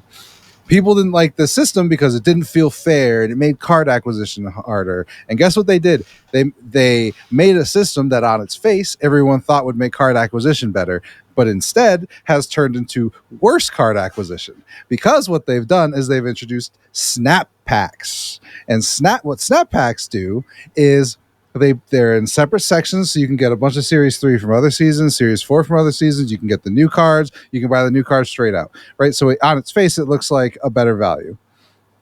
Except they've now started creating more cards. So you open the snap packs that are now diluted because there's now more cards because they introduced a pack system. Before, yes, there was that RNG chance, but for me, I'm not a free-to-play player, but I don't spend that much money at once. So I was always able to at least get 2 keys, and it was one of these things where it was like, if you don't have 4 keys, you don't roll for the card unless you're willing to play the RNG game. And so, but now the system is basically there's more cards in the packs, they're more expensive to get. People are now complaining about the card system. And to tie it back into this, the people have won this battle, and I think that's awesome. You know, I don't think Outer Worlds was the game to do that. I'm not the only person in this world who thinks that. But Outer Worlds was not your $80 game. But when Halo, which I think objectively, if Microsoft had charged $80 for Halo or $80 for Call of Duty, might have worked. It wouldn't have worked. People would have complained, but there would have been more merit to it than the Outer Worlds. But the sequel to a $50 game is $80. The second most expensive video game of all time, not including, collectors or older games when, Steel Battalion costs $300. That's not what we're talking about. So now I think the community knows what they need to do to get Microsoft to budge, which is not pre-order and complain about it. And that's fine. And again, I'm not saying that it's a bad thing for the consumers to have this cudgel against the company, but I wonder where Microsoft goes from here. Do they, every time they put an $80 game out, they're like, oh, everyone's mad on Twitter, they're adding Xbox P3, and now, I can't look at memes without seeing people mad. Is that going to start moving everything around? Maybe. So I think in terms of a consumer thing, this is fantastic. I'm really glad to be playing Outer Worlds. I was going to pay $80 for it, so I don't really care. I'm happy that I don't have to spend $10. In a weird way, for people like us who are going to buy it anyway, they're actually losing money they would have gotten. Exactly. And now, don't get me wrong, I agree with you. I think the Outer Worlds 2 was always a bad choice for this. I don't know why you would buy a studio who had basically gotten to be known for AA style games by the point that you bought them, and then to make a sequel to their AA game that doesn't look like it's suddenly AAA. It looks AA in a good way, just to throw that out there, in the same way the first one did. Yeah. But it's not obvious to me that you've put it in any kind of value over the original $50 price point of the first one. So moving it to 60 or even 70, which is the new modern price game, I think makes more sense. But the moment that you go, not only is it that, it's in premium of that goes, where the hell in the 5 years since the Outer Worlds came out did this suddenly become worth $30 more? Like, what world did that happen in? Like, what did you do? What is this game? What have you added? Is this game endless? Does it have thousands of hours of content? Probably not. Well, and that's the thing with so it's a weird choice. Yeah. That's the part of what setting the expectation is, right? Like, nobody really complains about $70 games anymore. To the point where it was like, why isn't the Outer Worlds 70? Instead of why isn't the Outer Worlds 60? Which it should be 60 if we're, considering it all things. Yeah. So I think, had you started this with Call of Duty or you just stuck through it, it would have stuck and eventually it would have just gone away. Because when Metroid Prime 4 is $80 and when Mario Odyssey is an $80, and then let's tone it back a little bit, when Princess Peach Showtime 2 is $80, eventually people are going to stop batting their eye at it,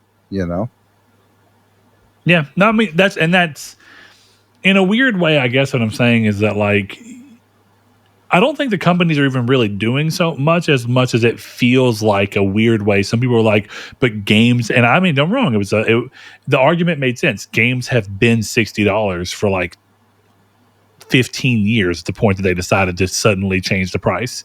And it was like, why did you decide to suddenly change it? Like, it just felt like games were always going to be $60.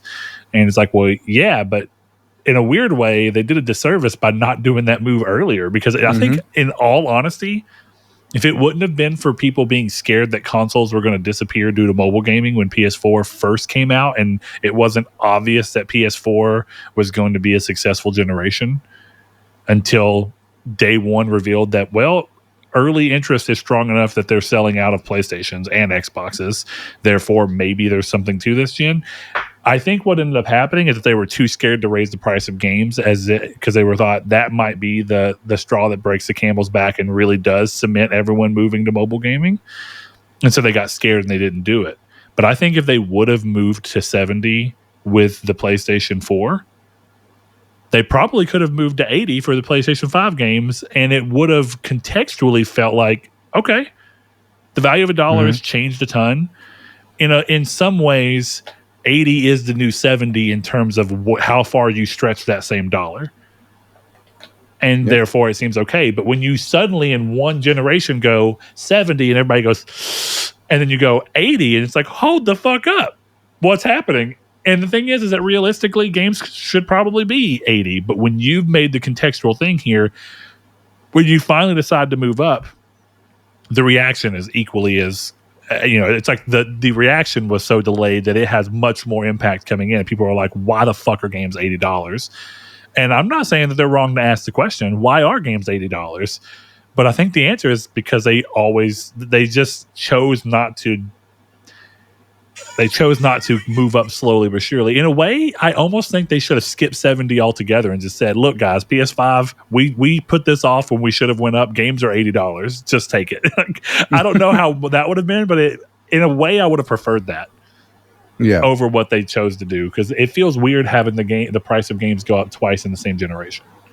Well, and it's, a lot of things I think people are willing to accept incrementally.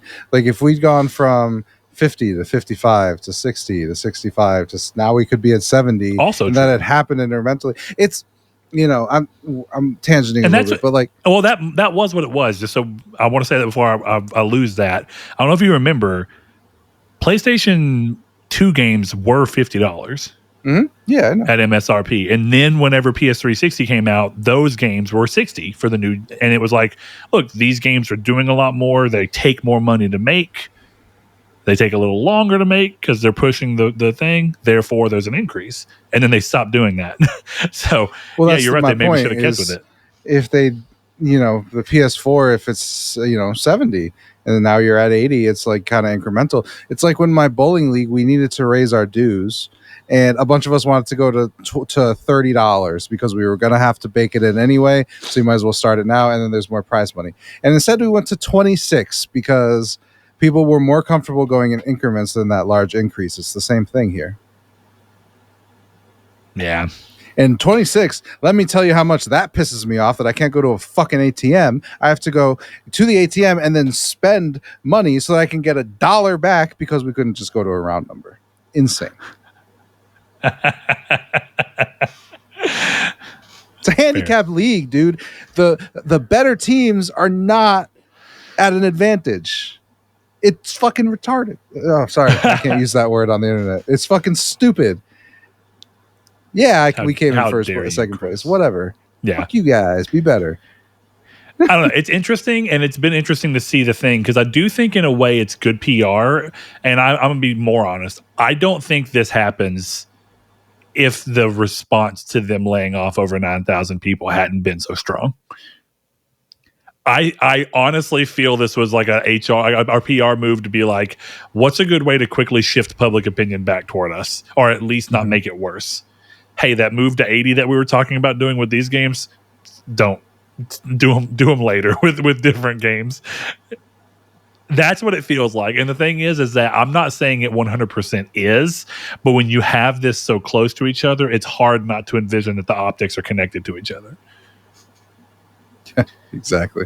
And then it doesn't even feel like you did it for the good of anybody. It feels like you didn't do it because you felt like we needed to give the players a break. It feels like you did it to save face. Like, oh, you guys like us. Remember? Look, we made our game 70 again.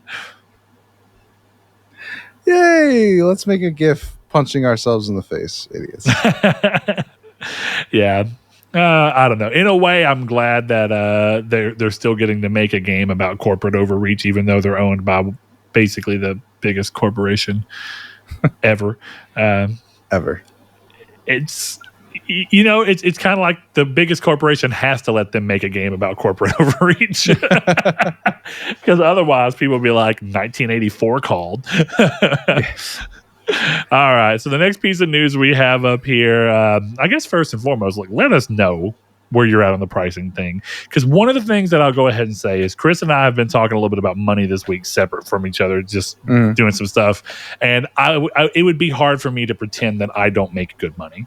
And therefore spending $80 or intending to spend $80 in a game and then it going down to 70, not having as much of an impact on me as someone else, is something I need to consider. So are there others of you that kind of had a different feel? Was that move to 80 a lot more oppressive to you? Does this move to 70 feel a lot more than just performative in this, we're trying to make ourselves look good again? What do you feel of this? I'm always interested to hear that, because I know that in the grand scale of things,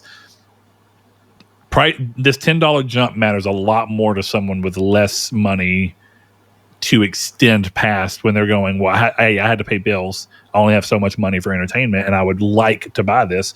So yeah, let us know your thoughts on that. Give us a little moment, because I think Chris and I live life with different amounts of money for different reasons. And I don't think that we're necessarily a great sounding board for the entirety of people, but I don't think we're too far removed to where we're just stupid. We still looked at $80 games and like, this is kind of crazy. No, because I mean, even though like, yeah, an $80 game wouldn't kill me on its face, it's like, yeah, but like there's still other costs of life. Like, yeah, I can afford an $80 game without sweating. Yeah. Right. But also, that doesn't if every mean game's $80, that extra $10 continues to add up, and you go, that's money that could have been like my first definitely, house. but regardless of it, it's like if my phone bill is coming out that week, then no, I can't afford an $80 game. If my insurance is, no, I can't. But some days I don't have any bills coming out, so then I can be like, yeah, I'll buy an $80 game, and then I'll buy the $20 game I'm never going to play. That's where, you know, it's you know, where I have my setup, and you have yours, and everyone has theirs. It's just about how you budget around it. I'm an idiot. I budget around games too. So like I'm hot and ready, baby. I'm Little Caesars for video games. But well, speaking of budget, I hope that Tencent added some budget in there. Nice. Added some budget for Light of Motiram, because Sony has filed a lawsuit against Tencent claiming its upcoming game, Light of Motiram, is a blatant copy of the Horizon series, which should be to no one's surprise. This was the talk of the internet when it was shown off. Filed on July 25th, 2025 in a California federal court. The suit alleges that Tencent's game slavishly clones key elements from Horizon Zero Dawn and Horizon Forbidden West, including the post-apocalyptic setting, mechanical creatures, and a bow-wielding, red-haired female protagonist. Sony is seeking an injunction to block the game's release, statutory damages of $150,000 per infringement, and the destruction of all promotional materials that resemble Horizon's branding. What adds weight to Sony's case is a failed collaboration from 2024 when Tencent's Aurora Studios pitched an Eastern-themed Horizon spinoff that Sony rejected. Sony now argues that Tencent used that pitch as a blueprint, continuing development independently under a new studio, Player's Quest. Critics and fans have also taken notice, nicknaming Light of Motiram Horizon Zero Originality and accusing Tencent of ripping off not just gameplay mechanics, but the entire aesthetic and identity of the Horizon universe. While Light of Motiram adds elements like survival gameplay, base building, and co-op features, Sony maintains these additions do not mask the game's striking similarities. The lawsuit could become a landmark case in defining the limits of creative borrowing in video game design, especially when major developers like Sony and Tencent are involved. Sony's aggressive stance signals a tightening grip on intellectual property, and the outcome may ripple across the industry. Man, this is really complicated, because I think on one hand, this feels blatantly derivative to a point where it doesn't feel like someone saw the idea and put a unique spin on it. It looks like this looks like a mod. Yeah. And I think that makes it hard to want to say, oh, it's okay. Because I'm going to be honest, I've said a lot of times that I am pretty okay with creative borrowing. I think it's cool to play something, be inspired to go, I kind of want to use this as a jumping board into something that you can see the inspiration, but you don't just look at it and go, oh, it's just that with this added element. And it's not a clear line always. Because I've been kind of iffy on like one of the big games that's in the middle of something similar right now with someone who is a lot more lawsuit happy, Nintendo, is what in the hell is the name of that game, Chris? You have to help me for a second. I don't. What is the Pokemon-like survival game? Pal World? Pal World. Pal World is a really interesting example of where I feel like that game is really riding a line. Because at times I look at it, I'm like, this is a little too Pokemon coded. And then there's other times I look at it, I'm like, but it's also not really that much like Pokemon. And it kind of perfectly is not quite right, because the fact that I doubt it does mean that it's leaning a little too far towards the plagiarism side of things. But the fact that I also kind of have those moments of, well, it still does feel unique, makes a game like that complicated. And there's not, for me as an individual, I don't feel like I have an immediate answer of what I think is the right call. Having not been able to play this game, what I will say is the way this game looks, all the things that Sony mentioned, and then the way it's also been marketed, feels too much. It just feels like I'm looking at someone market the same game with a different name.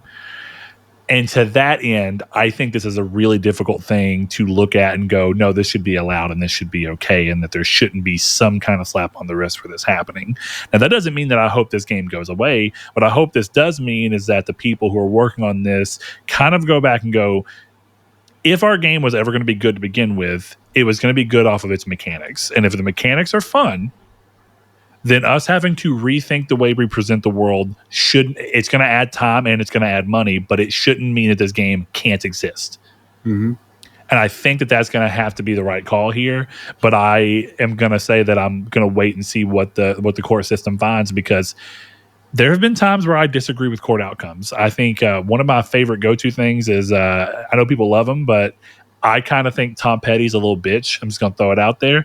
And I know Tom Petty's dead. That doesn't mean he's not a little bitch, because you know how many lawsuits this man did for someone having just a single little 2-note chord progression that just for a split second sounded like one of his songs, and he thought that meant that he should have writer's credits on that song. That is insane.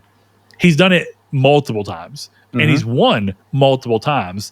And I don't know, man. Sometimes I wonder, I almost want to say that as a creative, but I'm going to go a step further. I think most people are creative, but they're creative in different fields, and it doesn't always seem as obvious. Because I'm going to go as far as to say, it strikes me as insane that anyone can hear that Sam Smith song. I can't even remember the name of it. And it does have a little dun, dun note thing that you can kind of be like, oh, that sounds like Free Falling for 0.14 of a second. And it's not even that it sounds like it. It just kind of makes you go, oh, that's a chord that's in that. Yeah. And think that means this man should have a writing credit just because, oh, look at that. You can go from this note to this note. Yeah, that's called notes moving around. And you know how many songs have the same chord progression?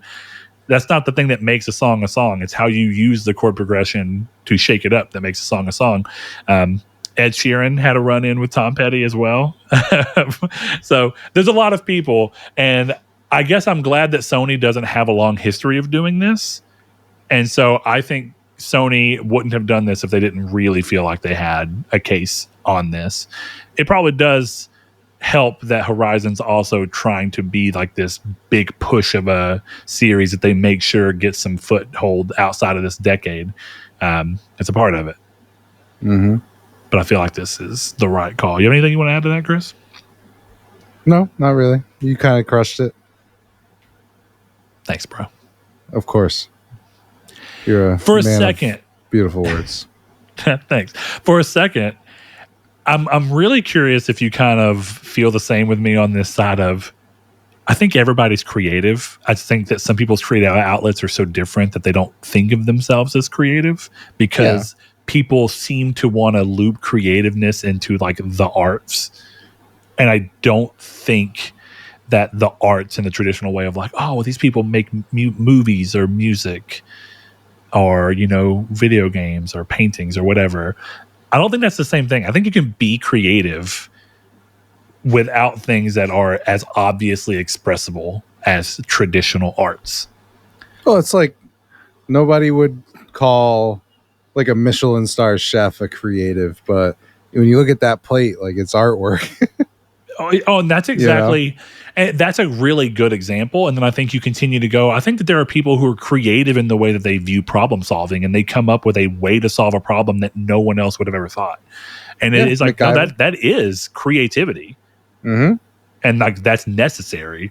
And there's a lot of things about the modern world that wouldn't have happened if somebody didn't go, you know, cars get really bad gas mileage. How could we make them more efficient? And then go through the thought process of, well, what if we completely restructured the way that the shaft does this, and then this does this, and we change the way that we inject it so that the fuel's spraying only when it needs to, and we're not carbureting a bunch of fuel and just being wasteful. And then look at that. Suddenly you have the modern fuel injected engine. Mm-hmm. You know, that was creativity, just in a form that's less, you don't look at it and go, oh, that made me have emotions. It's not romantic. Yeah, that's actually a great way to word it. It's hard to romanticize. Not impossible, but hard. Yeah, it's like even food. Like food, I feel like people would almost put more with like a science, and it's like, no, like this is going to sound really like fucking early 2000s movie, but like I'm a good enough chef that like I can get any emotion out of a person with food. Like I can burn your food and piss you off, right? You got old what's his name from Ratatouille? Antoine. Yeah, Something.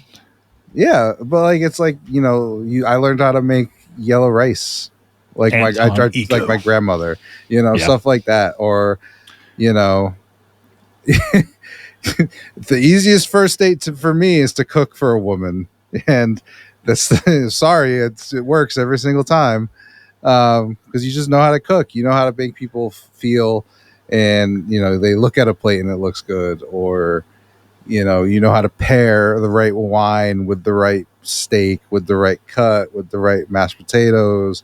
There's just so much with cooking. It's very much an art form in the same way that I feel everything else is, but nobody would think about that because it's also an act of service, right? Like cooking is an act of service. It's not I'm presenting you with artwork.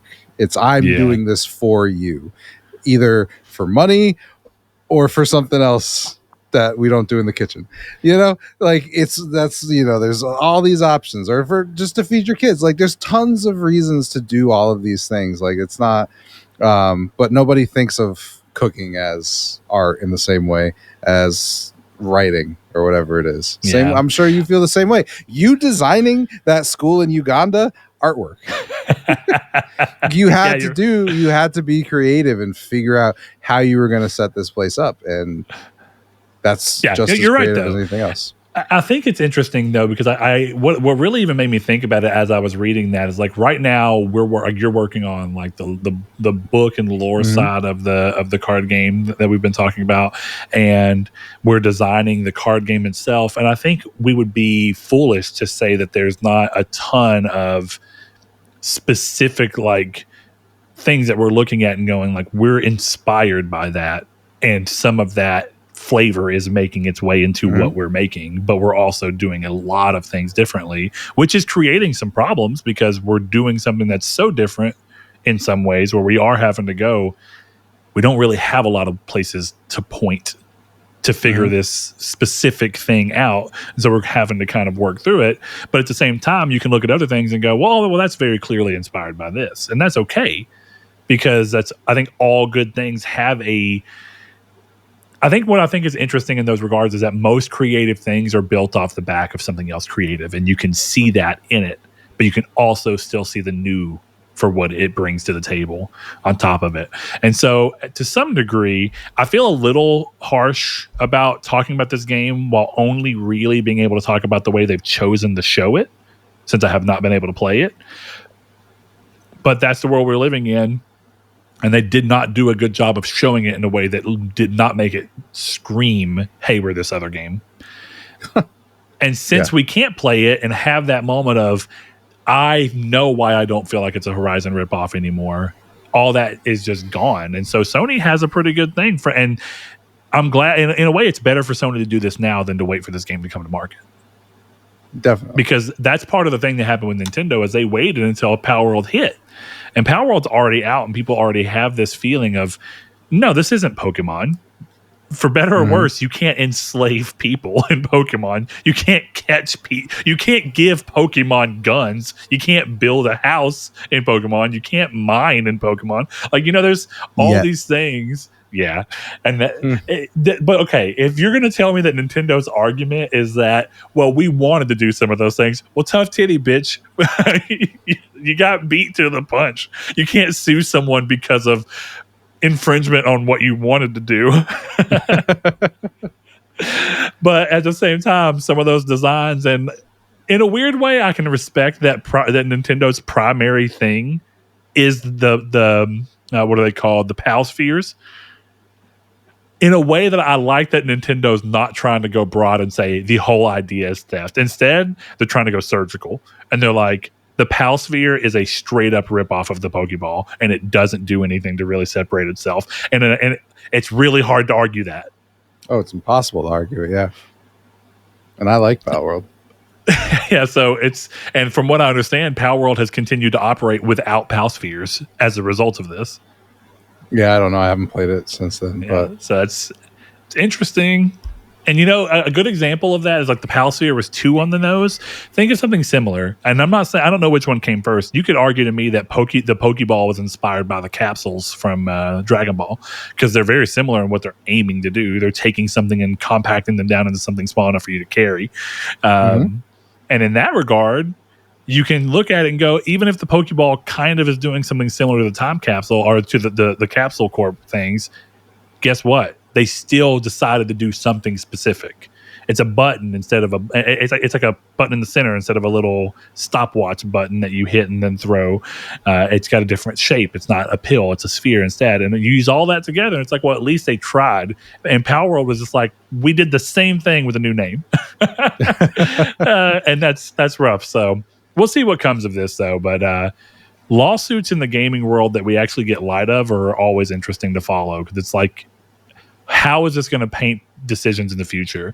And this one I think is reasonable. The one that I always point towards being so stupid was that time where Bethesda decided to go crazy and sue anybody that had something that even had a name remotely sounded like, yeah.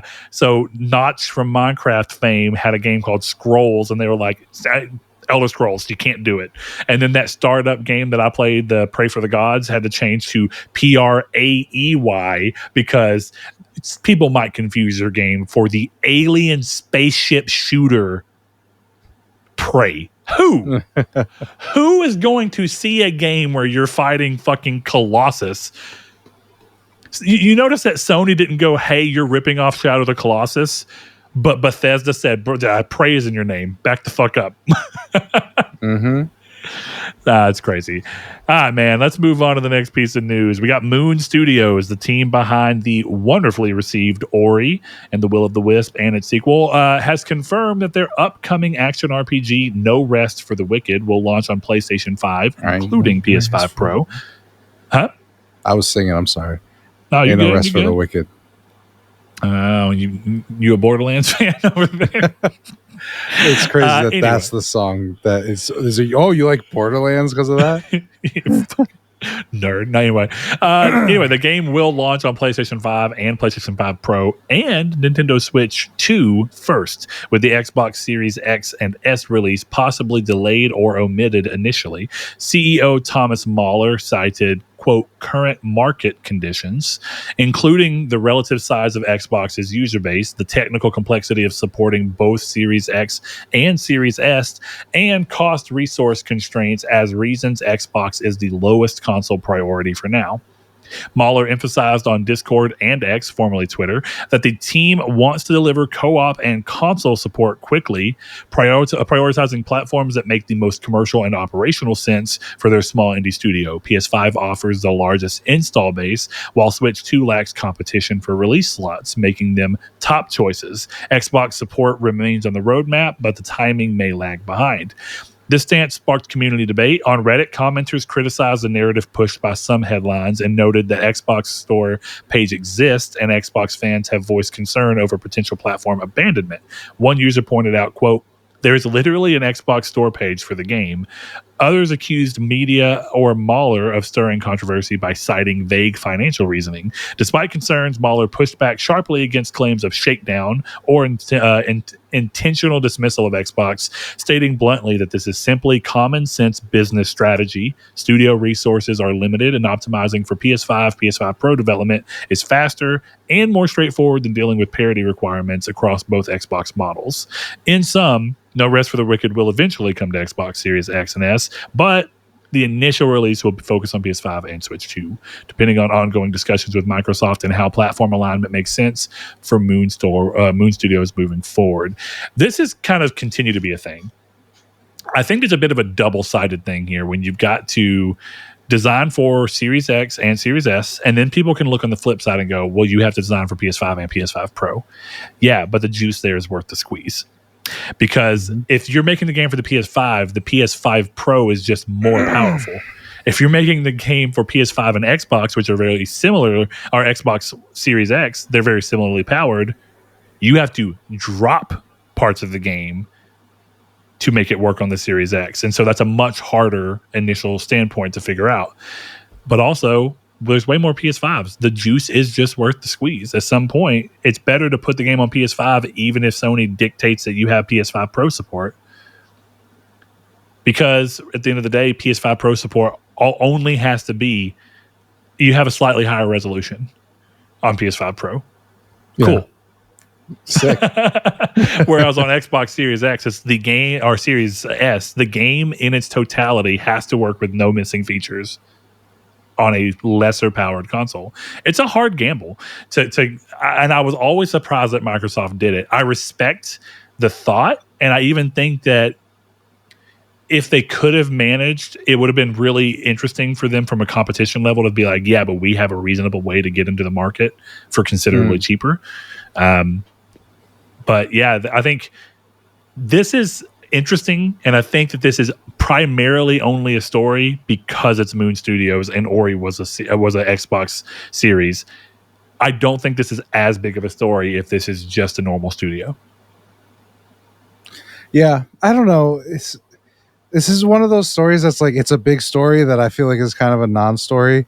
I just think devs aren't like openly saying stuff like this, but you know, I don't understand why people are shocked that it's a reality for some devs that they need to prioritize resources. And if those resources are, we'll figure out Xbox later because there's not enough people there, I don't see that as unreasonable, nor is it like some fanboy thing to stir up drama. Like, this is a studio who was saying recently that they might have to close.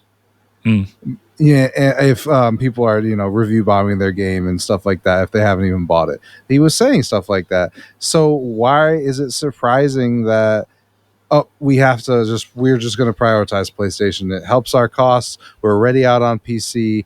That's already an Xbox. So play it there, and we'll put it on the console eventually. It's not like it's going to take forever to follow, but I feel like people just go to the worst thing, and it's like, dude, these guys are just being clear. I think people are worried because the two other strong examples of this happening are both Baldur's Gate 3 and what is the name of that game right now? The one where you play as Black Myth Wukong. There we go. Those are two examples where getting the game onto Xbox took a year, basically. And that's a long time to not have a game when it's hitting the market and you're trying to be part of the conversation around the game. I get it. But like you said, there's only so many resources. And if the common problem that we're hearing from most people is a parity clause, that means that the game has to work perfectly across both, and you've got to figure that out before you can release it all. That's a problem, because there might really be an argument of, we could have this game out on Series X in a month or two after release, maybe 3 months. That way we have time to make sure that we get the game in great fashion on the biggest income earners, and then we can swift over to a new console. But when you've got to figure out both versions before you can release it all, now you're like, well, we might need 6 months. We might need, and then what happens if other things are popping off and you're needing to make sure you're supporting the PlayStation 5 and PC and then to the Switch version better because they're selling well, but there's problems and you want to make sure that you're engaging as you should be, but now you're still trying to do this. I think people often think that this is very like one note, like it's just an easy thing to do. And some engines make it easier to do. Like if you're developing a game in Unreal, which Black Myth Wukong was a good example of being developed in Unreal, and they have things that are like, oh, basically this is how you make the same game run on Codebase on Xbox, and it simplifies, not completely, but it does reduce a lot of the work needed to make the game run perfectly on Xbox by doing a lot of the work for you. But you still do have to go, well, it's basically running on Xbox, but it's having a few issues where it's not quite running as good as it should be, and we're not happy with that. Therefore, we got to wait. Or it's technically running on Series X really well, but Series S is just choppy, and it's not. If we release in the state, it's going to be rough on us. So it's like sometimes learning the complexities behind the things that happen that you don't always understand or even see is a good thing. And it can get frustrating because sometimes you are on the other side just being like, I just want to play the game and I wish I could better understand why. But I think half the time you just got to take people at their face value. If they say it's because the reality is that Xbox is not a big enough market to make sure that they're trying to support day and date. At the end of the day, you can be upset and you can just go, even though I was excited about this game, at least as it relates to this game, I bet on the wrong horse console-wise to be able to play this game day one. But I bet on the right horse for getting to play Expedition 33 as part of Game Pass with no extra cost to me. And it's like you got to do those trade-offs in your head. It's like, I'm slipping up here, but I've benefited elsewhere. And so then it's like, did you still make the right call by choosing an Xbox? For a lot of you, I assume the answer is still yes. Unfortunately, there's 3 huge games or 2 huge games and 1 less huge game, if we're being real, that you have not gotten to play day and date with everybody else. Yeah, I mean, this is only a story because he made Ori. Or this guy's studio. Yeah. Fine. Yeah, it's the betrayal of it all for the people who are like, but you were Xbox people. Et tu, Brute? Et tu, Moon Studios? That'd be a solid meme, actually. I would honestly laugh if Xbox posted that. That would be like when Wendy's was popping off on Twitter. It's like, you know what? You can go a little crazy. This is fun. Yeah, we're enjoying it. Yeah, absolutely. Keep it flowing. All right, man. We've got the last piece of news here, and then we're going to round out. This one's kind of interesting because I feel like a lot's being said while we have very little to go off of. And I get it. That's half the fun, right? Doing a little bit of, let's ruminate and make some, does this mean every single game is Spider-Man 2 suddenly an Xbox game? So Sony appears to be signaling a major shift in strategy. Its new job posting for a senior director of multi-platform and account management reveals plans to bring PlayStation Studios titles to platforms beyond PlayStation hardware, including Xbox, Nintendo, Switch, and Switch 2, Steam, Epic Game Store, and even mobile. Now, before we get any further, I'm going to go ahead and throw out there. This is something that's been happening that a lot of the noise has been on Twitter. And Chris and I were talking before we did this episode. We decided to include it, but I would not be surprised if a lot of what's happening here gets downplayed or completely moved away because somehow, some way, none of this is completely up to snuff. Take all this with a grain of salt. Understand that this is just a bunch of people saying things off of something they said they've seen. Sometimes reports are based off of faulty information. I mean, this is a real job list. This is a real, again, but some of the extrapolations that are happening or being tied into it are causing things to be complicated. One example I saw is someone who went through the effort to Photoshop an Xbox store page for Spider-Man on Xbox. And I'll tell you, it did look pretty convincing. And if you're not paying enough attention and scroll by, I could see you going, whoa. Coupled with this job listing, this has got to be right around the corner, and it means everything. And maybe it does. We don't know the answer to that yet. This very well could be every single one of these PlayStation games moving over. That would be a huge surprise, but let's continue to get into it. So, the listing highlights that this role will oversee commercial strategy across these platforms, coordinating closely with marketing, global publishing, and platform partners to build long-term revenue and broaden audience reach. While Sony's first-party games were once tightly locked to its consoles, recent precedent indicates a loosening of exclusivity. The releases of Helldivers 2 on Xbox and Lego Horizon Adventures on Switch illustrate this shift. That said, industry insiders caution that the move may primarily apply to live service and mid-tier titles rather than AAA single-player franchises like God of War or The Last of Us, which are likely years away from multi-platform rollout, if ever. This evolution mirrors Microsoft's earlier decision to deploy Xbox first-party titles on rival platforms, demonstrating the growing trend of platform-agnostic publishing as a way to maximize software revenue without cannibalizing hardware sales. Sony has even dedicated internal roles to managing sales and planning for PC and Xbox platforms, indicating a formal and sustained pivot in their commercial direction. In essence, Sony's preparing to go beyond PlayStation only, embracing a multi-platform future that could eventually blur console boundaries. While big-budget exclusives may remain on PlayStation for now, this strategic move signals a broader openness to expanding the PlayStation ecosystem across competing systems and distribution channels. This is a big deal, but I think the biggest thing here that I've not been surprised by this, because hey, we're going to put Horizon Lego on Nintendo. Okay. Sensible. I understand where it's coming from, and it shows that you're willing to take one of your what you consider to be a premier franchise right now and expand it outside of your borders, not just with a years later PC port, but with a day and date Switch port. And so Helldivers, all Helldivers did is exactly what happened when we started seeing the other things from Xbox's side. It cemented what I already thought to be the case, but just to specify between those, this doesn't feel like an all right, like I don't have an immediate every game is moving over like I felt with Xbox. Also because Xbox's first attempt at this was literally 4 games all at once. But secondarily, I think that this feels right. If you look, the Lego game was not developed by Guerrilla. It was developed by someone else. I think it was Traveler's Tales, same as always. And so when you look at that, it wasn't really a primary thing, and I think it's almost like a Lego retelling of the first game. Why not put that out on a platform that is more kid friendly and see if you can pull some of these Nintendo kids over to wanting to play the big Horizon 3 when it comes time and they're a little older. That's a sensible move. Gobo, just so nobody yells at you in the comments. Gobo, there we go. Good, thanks, Chris.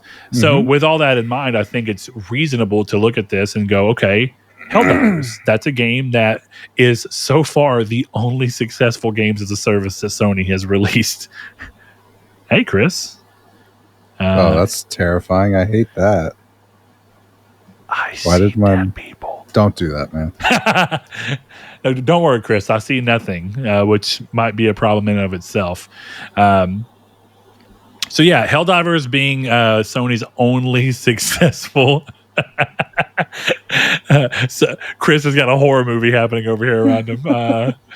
Helldivers being Sony's only real success story in regards to live service, I think makes sense for them to try and expand that because it's for the health of the game. It will make sure that the game lasts longer. And at this point, they need all the money they can bring in to counteract what happened with something like Concord. May it rest in unoriginality. Chris. Hello.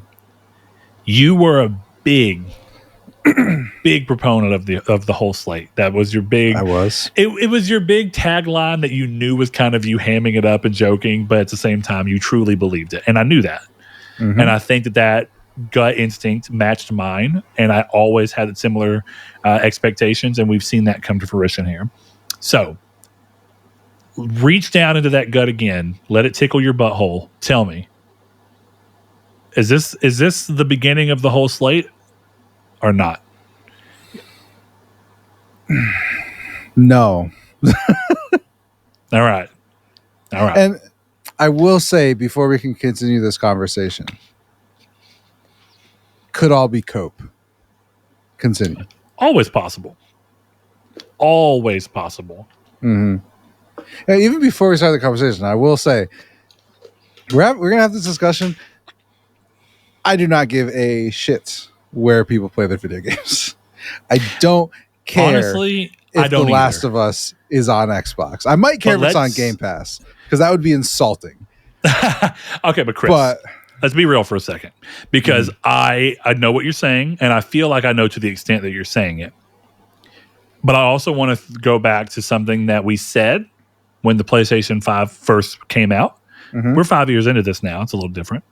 But something that I still do mostly believe right now, Sony sold people on PlayStation 5 by saying there will be exclusives. This will be a machine with exclusives.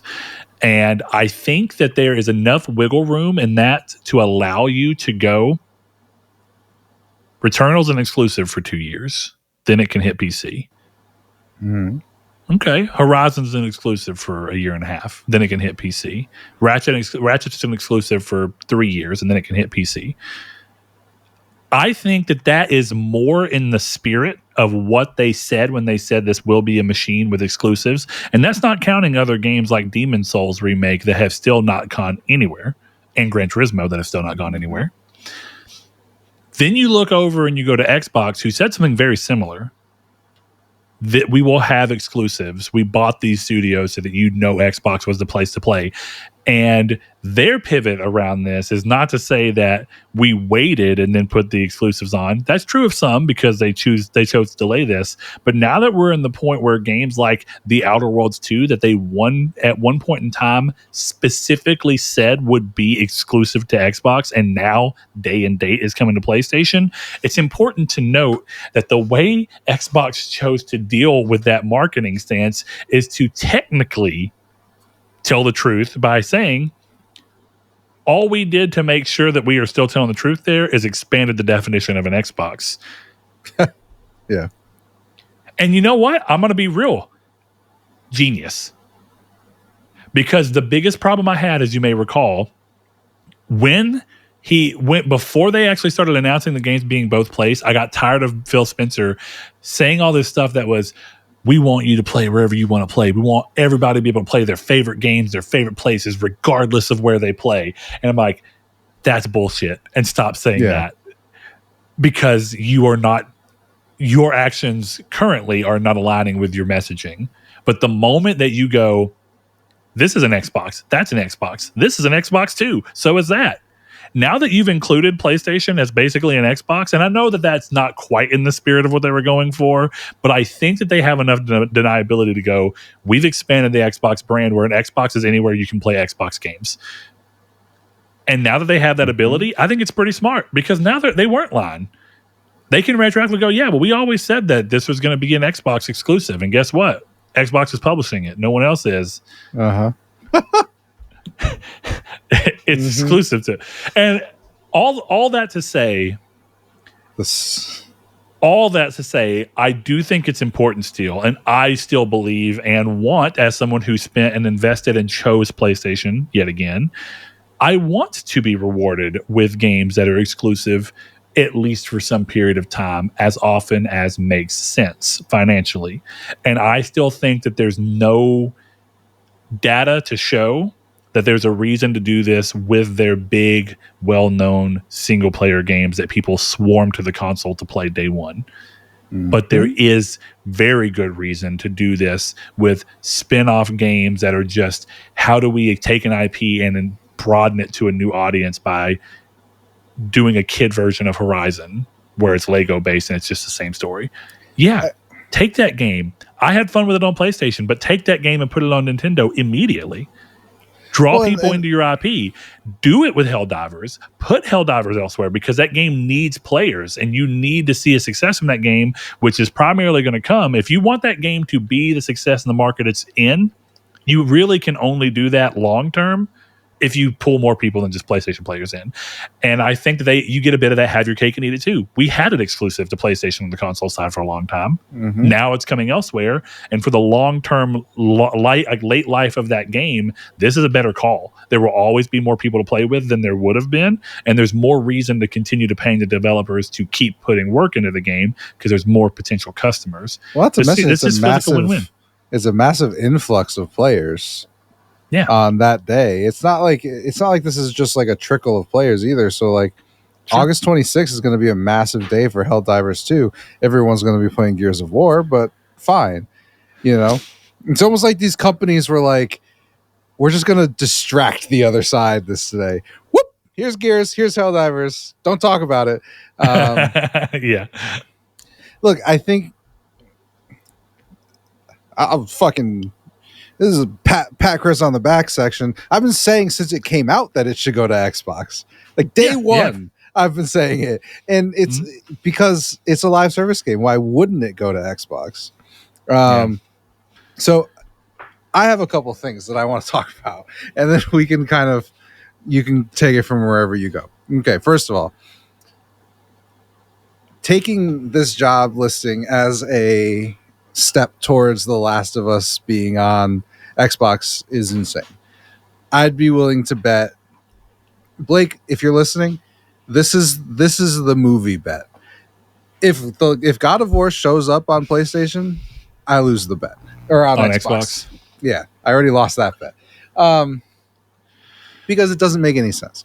But let's take it back a little bit to where my logic comes from. Sony has already said in plain English, A, that they still believe in exclusives and they're not changing their strategy. That was a month ago. And B, that live service games and titles that they believed would benefit will go to other platforms. Said both of these things. So these are the first 2 points I want to make here.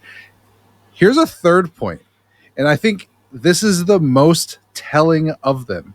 Sony owns stakes in Kadokawa, and now, which we didn't talk about in the news, they own, I think it's 4% of Bandai Namco. You are correct. Bandai Namco and them did do a partnership to try and better utilize their anime IP.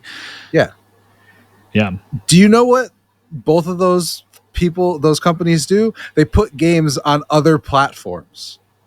Okay, now I understand what Bandai Namco is. It's mostly anime, it's mostly movies, it's all of that stuff. Whatever.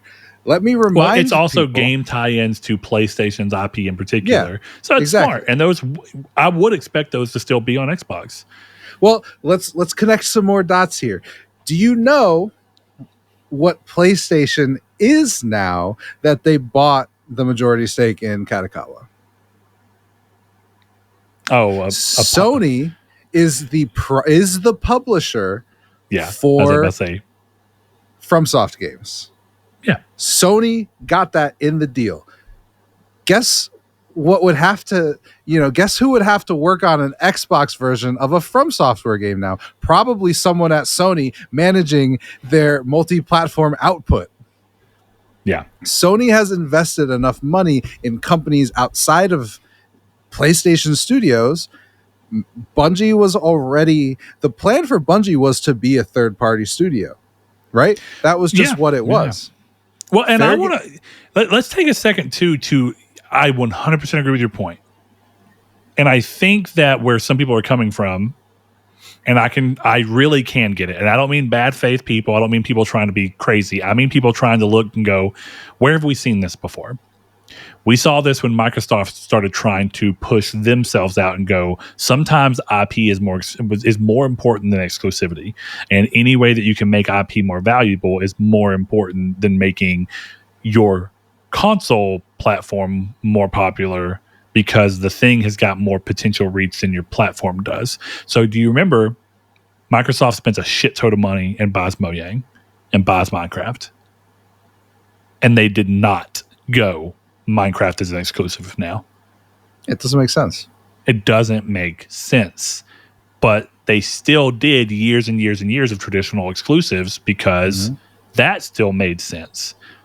But then you look at Microsoft continuing the same argument could end up being true for PlayStation the more they continue to diversify their investments.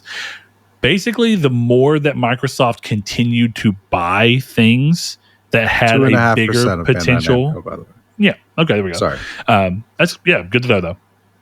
But the moment that Microsoft continued to expand into buying a bunch of studios, or rather a bunch of investments in IP and publishers that had more reach than their specific platforms can really handle, it was always writing on the wall that once more than half of your product becomes, third party anyway, when do you give up the ghost and just go, we're not even, the things that we are keeping exclusive are not reaching the market they could be reaching. So why not just break it all over?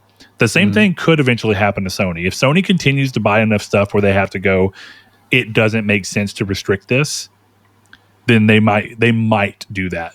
The one big difference is that PlayStation has a long history of specifically building IP for gaming purposes. And then they're using this extra thing to go on and make that IP more popular by putting it in TV and movies and all these things. But I think that the fact that these were always made with gaming first and foremost and from internal studios is a little different, because I don't think Microsoft didn't have as many of those as Sony does. No, and therefore you get to this. Yeah. So you get to this point where Microsoft now owns too many things that started as IP outside of their purview, and now it's just difficult to do. What's up, Chris? I'm just walking away for a sec. You can keep going. Sorry. Okay, cool.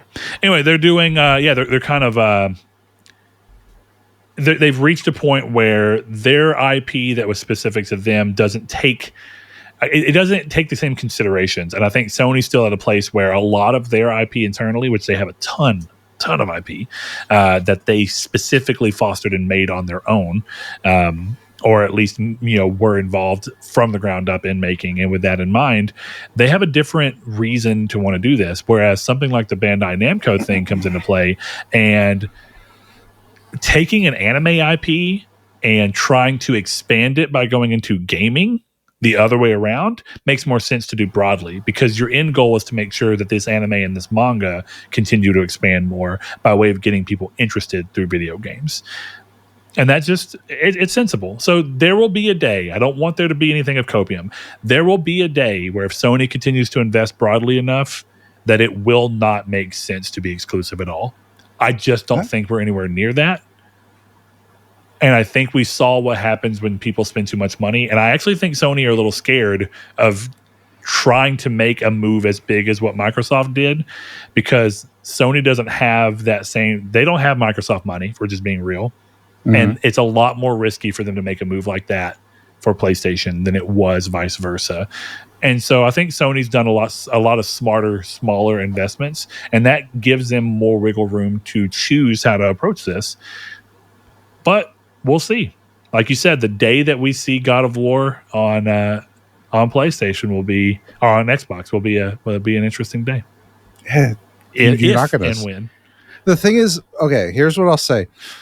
By the time I believe this will happen, there will be no console to put it on. God of War. Console. I just want to throw the God of War in a traditional sense. If they do, if somebody takes another swing at a God of War live service game, that'll be there. That'll be on Xbox. But the Port Ascension, who cares? But yeah, but the moment that you show me the next mainline single player God of War hitting Xbox, if you show me it hitting day and date, holy shit, that's over. Crazy. If you show, whatever, then I'll say all things are possible. Open the floodgates, But on the flip side, even if you show me God of War, the next mainline God of War, or even if you show me God of War 2018 hitting Xbox right now, that's going to be like, whoa. Most things are possible. Mm-hmm. Crack the floodgates.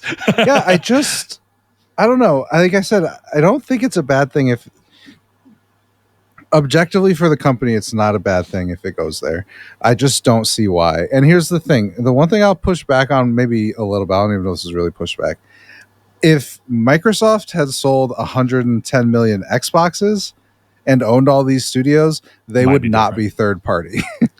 Yeah, that might be different. That's a very good point. That's why I don't like this whole the console war is over. Not that the console war isn't over, because one side surrendered. They waved the green flag.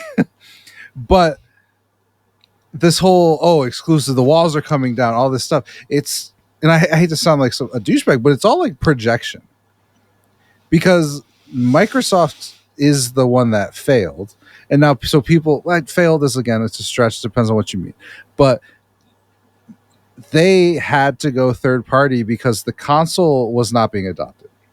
This is not the case with Sony, and it's not the case with Nintendo. It's like people today are talking about, if The Legend of Zelda Ocarina of Time came to Xbox and PS4 for $30, would you buy it? And it's like, obviously, and it's not going to happen. Yeah. Right? It's like... Let me take you on something else real quick. What do you think the chances are that we get Nintendo games on PC? I still think no. But I'm curious as to where your gauge is. Do you think Nintendo would cross that barrier before they would cross going into to rival consoles? They put a mouse on the Switch.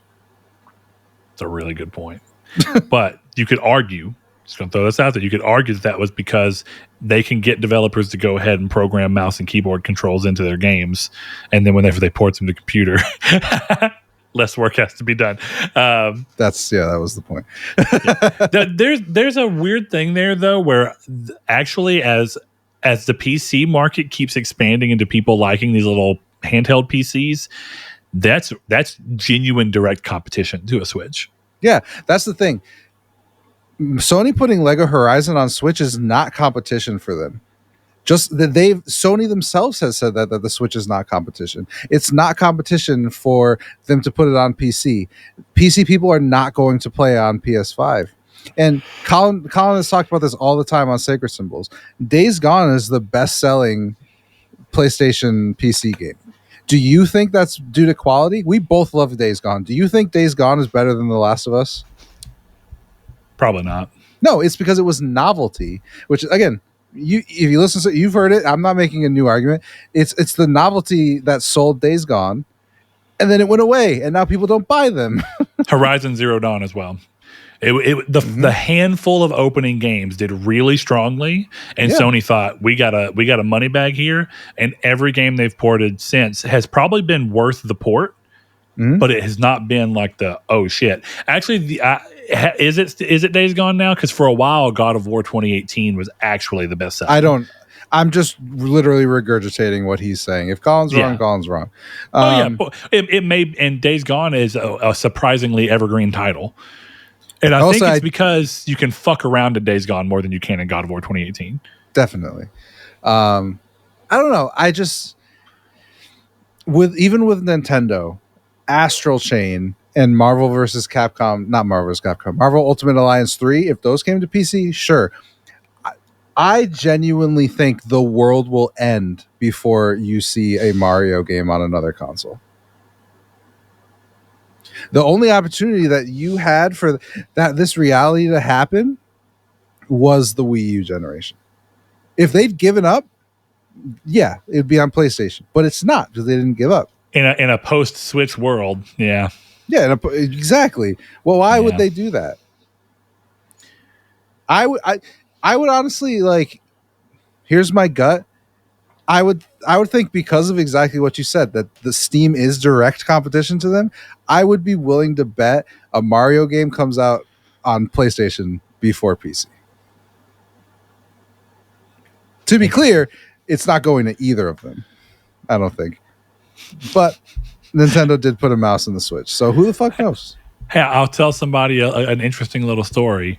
John Romero of now, I guess, technically Oculus fame. I say not John Romero, John Carmack. John Romero's the other one.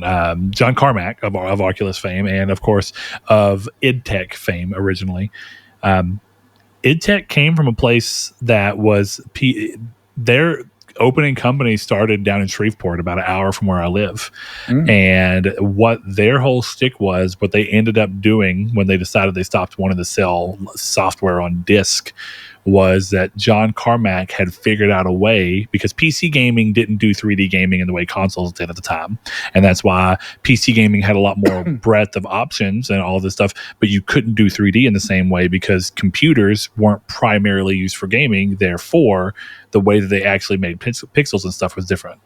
But you can look a little more into it if you want to. John Carmack figured out a way to make Mario run on PC correctly and pitched it to Nintendo to release on PC, and Nintendo said no. And so they took the tech that they used to make that and made Doom. That's crazy. The tonal opposite of Mario at the time. And went on to make one of the most successful and most well-known IP of all time in a completely different way than Mario. Yeah, it's an interesting world we live in. Yeah, man. I don't know. Look, the end thing is, like, these games could all come over, and I could be entirely wrong, and so could you. We could all be wrong. Sure. I just don't. It just doesn't make sense. And if they do, hey, port the order to Xbox. Let more people play it. No. Guess what game is coming out, Chris? Guess what game is coming out soon that's not going to Xbox, but it's going to Switch and PlayStation and PC? What's that? Fucking Hot Shots Golf. Yeah, it's a good point. If they're gonna put God of War on Xbox, why is Hot Shots Golf exclusive? Explain that. That if someone can explain that to me, then I will start to buy in to Xbox games coming to PlayStation, or you know what I Vice mean. versa. PlayStation games coming to Xbox. If you can explain to me why Freedom Wars and Hot Shots Golf are exclusive, but Sony's going to give you Days Gone, explain the logic. Explain the logic. What's the logic? I'm gonna follow with you in the fact that I actually think that I could buy Days Gone releasing on Switch before I could imagine Days Gone releasing on Xbox. I would believe if you told me God of War 2018 was coming to Switch 2 tomorrow, I would not bat an eye. If you told me it was going to Xbox, I would be shocked. And then I'd move on with my day and play Gears of War. I want to go ahead and throw it out there. I would be surprised either way. But I'm just saying that in a world where I can imagine it coming to one or the other first, I would imagine a Days Gone hitting Nintendo being something that Sony wanted to do more than put it on Xbox. I'm going to have and it's more novel on that system. Yes. I'm going to have an extremely hot take here. No, there's only one game that I can see coming to Xbox, and nobody's going to like it, but the one game is Gran Turismo 7. That game very well could come to Xbox. I don't think anything else is coming to Xbox. That game not going to PC tells me everything I need to know, because it was actively in development for PC and they decided that it was more valuable as an exclusive. I don't disagree with you, but Forza Motorsport existed as a franchise at that point. You were correct. Does not anyway. But again, when I say hot take, I mean this one has a 1% chance versus -10. Because there's an opening on that platform. But arguably, as you just said, it now has become more valuable as an exclusive because you can't get that experience there. Yeah, you can't even get anything like that experience there. Mm-hmm. Yeah, and that's getting worse because a lot of the other games that were doing that, like Assetto Corsa is kind of in a weird spot. Project Cars is done, and that was like all these sim-heavy racers have kind of gone downhill, and you're kind of getting to a point where the only ones that you can really play on console and even PC is getting limited. But one of the only successful continual running sim series now is Gran Turismo. Yeah, it's true. I mean, but I think that's the only one that has a prayer. Fair Games, day and date. Yeah, agreed. Marathon, day and date. Definitely, since Fair Games had some trouble. That Dark Outlaws they want every bit of money. Yeah, it's day and date. They're all day and date, and they should be. Yeah, games as a service. I'm in strong agreement. As somebody who doesn't really get into games as a service, it's obvious why it's important for honestly for everything. For the chance of the game to actually grip the market and get a hold, you need as many people as you can fathom day one. Mm-hmm. You need PC players, PlayStation players, Xbox players. If you can fucking manage, you need Switch 2 players. You need every person that you can get into those games. Put it on mobile if you can. I don't care. Yeah, the only way that you start to dig into the Warzone, Fortnite,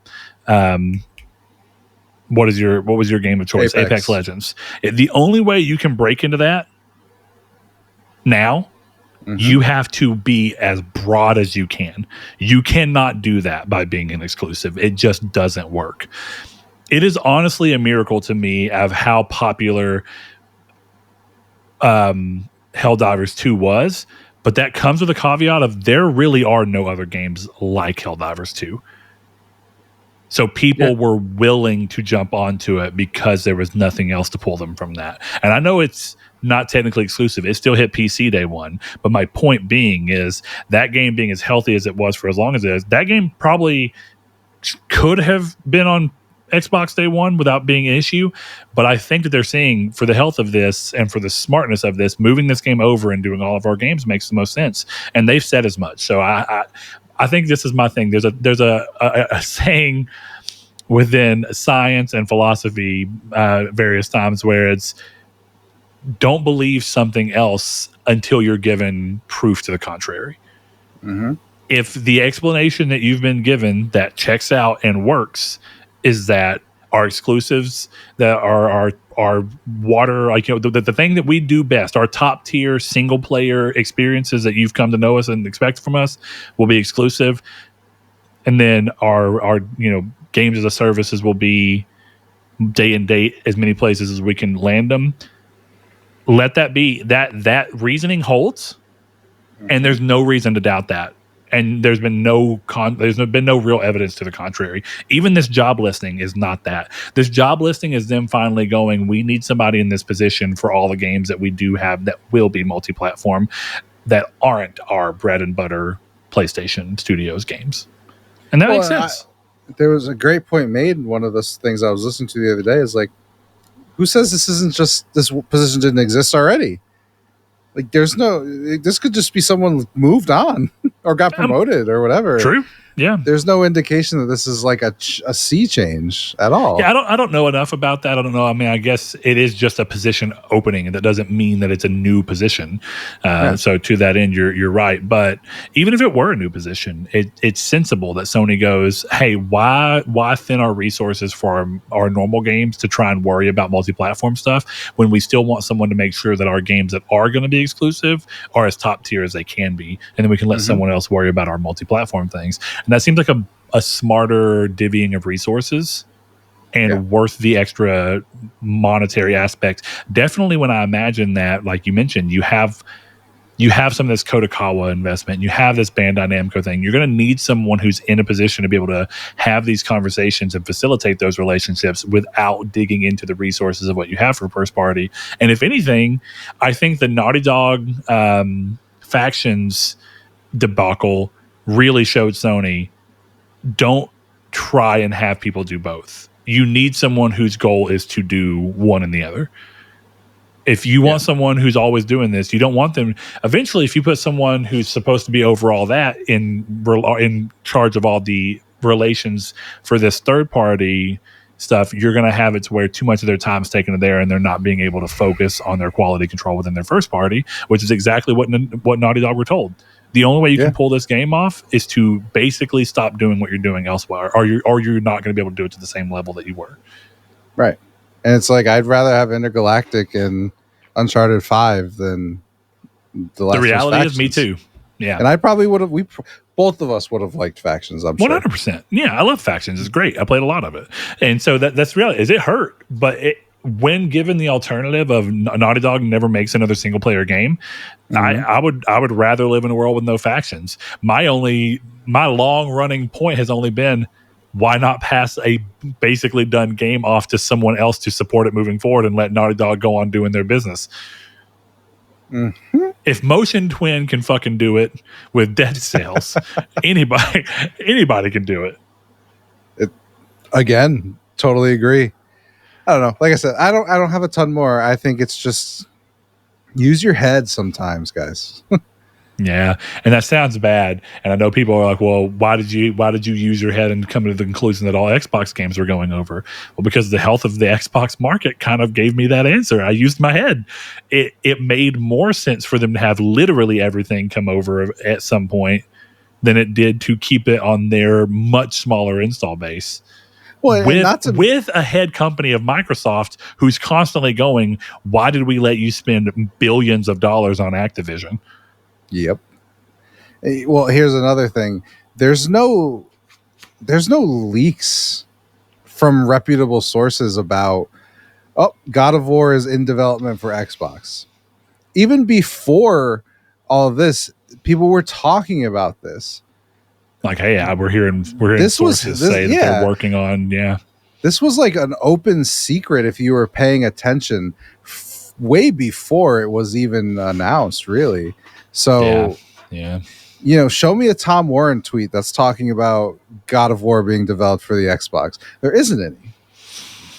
Yeah. And I'm not saying that these guys know everything. Sony, you clearly, based on their behavior, is capable of keeping quiet. But I don't know. I'm just saying there's no hints. There's no even an indication that this is happening, other than the fact that there's a nebulous job listing for stuff that you can justify very easily by strictly going, someone's going to have to manage how we work with FromSoft. Yeah. And I'll say on that point that once someone who has a reasonable track record is saying, like, listen, we're hearing whisperings of this, I will be in a position to be like, maybe we really are seeing it. And I'll be real. I know a lot of people, I'll be as real as I can be. Do I want there to be exclusive so that I continue to go, yes, I invested properly into the right thing? Yeah, I'm not even going to try and act like, yes, I would prefer PlayStation's game to be exclusive to their platform. It does make it feel more rewarding to know that that was the platform I chose to invest the majority of my time and money into. But the reality is, as long as I can still play the games, I honestly don't care. And as long as I don't notice that by doing this, the quality of the game starts to lessen, I'm kind of okay. What I really just want to see is Sony's quality of games, which I actually think has been off this generation. Not bad, but just off comparison to what I viewed their peak to be. A little stinky. That's kind of where I'm at. I want to see more God of War 2018s and Horizon Zero Dawns and Ghost of Tsushima's. I want to see less Forbidden West and Ragnarok, which were rife with problems. And you know what? We could chalk it up. Maybe COVID really just had some problems, but maybe it made these games have some issues that if they wouldn't have otherwise had. I don't really understand why or how. I don't know how COVID could have messed with story pacing. But do what you will, People miss touching grass, so I had to pick flowers for 20 hours. Yeah, I mean, do what you will with it. But I'll go to say that of all the sequels to games that have been a little controversial in some ways, The Last of Us 2 is the best of those three games, and it still was controversial. But I think it was controversial because it made honestly ballsy moves, and I think that controversial parts for both Horizon and God of War were more like, why did they choose to do this from a design aspect when the previous game handled this aspect better? Yeah, exactly. I don't know, man. And I know that's also just me and Chris, me to a lesser degree and Chris to a stronger degree. Those are complaints we have with those games, and I don't at all regret playing either of those games, just to throw that out there. But I also understand why Chris stopped playing both games. Not that I ever felt that strongly, but the points he mentions are the only parts of those games where I'm like, who thought this was the right call? Who made this choice? Yeah. And it's in a micro and macro level. There's some major choices made within God of War Ragnarok where I'm like, why did you fucking hurry up and wait me? Why does this game go mostly nowhere for a long time and then suddenly you're trying to resolve a bunch of shit? I've played Kingdom Hearts 3. I know what the fuck it is. We got to resolve all this shit within 3 hours. Can we do it? Yes. Sora is God. Yeah, I don't know. I will take this seriously when there's rumblings. Right now, nothing I've seen has surprised me. Lego Horizon surprised me. Seeing Helldivers, I was like, oh, interesting. I'm glad it's happening. Is it weird that Lego Horizons didn't surprise me? Like, to the point that when they said it, I was like, yeah. Well, I think the thing with Lego Horizon is it looks like a Switch game. You know what I mean? I guess it feels like it's a super family oriented game, and it's aimed at being kid friendly. And if I'm going to be honest, one of PlayStation's biggest problems is that they've always had a problem being kid friendly. True. As weird as it is, the most I've gotten my daughter to play video games has been the PlayStation Move. She has owned a PlayStation 4 that she asked me for, and I bought for her. She has played the PlayStation Move more in a month than she's played her PS4 the entire time she's had it. And she's had it since she was 8, and she's 10 now. She's a real gamer, bro. Yeah. So, playing Sports Champions. And Sports Champions, too. So, yeah, do with that what you will, but I think it's... I always thought that was like the most sensible thing is you're taking a game that is not very kid friendly and you're putting it in the most kid friendly environment that you can. Why would you not put that on the most kid friendly system there is? Mm-hmm. I genuinely would not be surprised to learn that Lego Horizon sold better on Switch than it did on PS4 or PS5 rather. I actually think it's crazy that they didn't release the game on PS4 because clearly if it runs on Switch, it ran on PS4. Yeah, absolutely. Who knows, man? Everything's fucking weird. Maybe it'll all come and we'll all cry about it and then move on with our lives. That's true. But you know what, Chris? This is a perfect time to wrap this episode up. It's a little bit longer of one than I thought, but Kingdom Come Deliverance demanded the talkings. We had to get into the herbs and spices. Had to do it. Had to do it. So, Chris, thank you for joining me as always. If you want to support this show with more than just your time, which we are always so thankful for, head over to patreon.com/Nartech and join our other patrons who give as little as $1 a month. Some of them $3, some of them $5. Hey, you guys out there, y'all are killing it. Thank y'all. Anyway, to support the show, to make sure that we can keep doing this without digging into our own pockets, which just makes it easier for us to do without having to worry about how it's going to impact our lives monetarily. So thank you for who have allowed the show to run this way for Jesus Christ, like 9 years. We're quickly approaching. I think it was 2017 when we started. So I guess we're how long have I been on the show? Because you said been on the 5 show years, and I was like, "What the fuck? Has it been 5 years since I was on the show?" Yeah, bro. Yeah, you've been on the show for a while, buddy. That's fucking crazy. Time is a weird thing, right? God, and it's gotten more weird that we swapped to bi-weekly because I realized the other day. I never watch podcasts. It was like maybe yesterday. It might have even been this morning. Colin posted something. I said, wow, since we went to every other week, Colin has now surpassed us in episodes. Yeah. By quite a bit, because you don't think about it, but doing a whole year of every other week, we've lost a lot of episodes. So 26 episodes, yeah. And we've been doing it for more than a year, if I'm not even mistaken. So you pull this around and it just becomes a shit show. Okay, question then. If I've been on the show for 5 years, have I been on the show longer than Saul at this point? I think so, yeah. Oh, no shit. That's crazy. Yeah. Damn, it doesn't feel like that long. Yeah, it may not have been 5 years. It may have been, you may have been on for 4. I'm trying to think of it, and part of it is that you had that little bit of overlap. We've been podcasting together for 5 years. For 5 years, that's true. Yeah. Yes. Yeah, that much sense. Is for sure true. So, but yeah, so there you go, guys. If y'all want to join, remember patreon.com/Nartech. Little as $1 per month. We appreciate all of you who do that. And as a thank you to all the people that do, we shout them out at the end of every episode, just as an extra little, little something, little herbs and spices, the Dr. Pepper secret flavors. Oof. To that end, we want to shout out Ryan Goldner, Low Rate Nate, Spencer, Brandon Edwards, Alex, Barry Rogers, Stingray X, Matt Tubbs, Easton328, Bailey Robertson, Mark Schutz, Rude Days 93, Kevin Bacon Bits, Danny Villalobos, Jehudi MD, No Fate, Josh Ayers, Derek Porter, and Sean Sanderud. Thanks to each and every one of you, and we'll see you next time. Peace.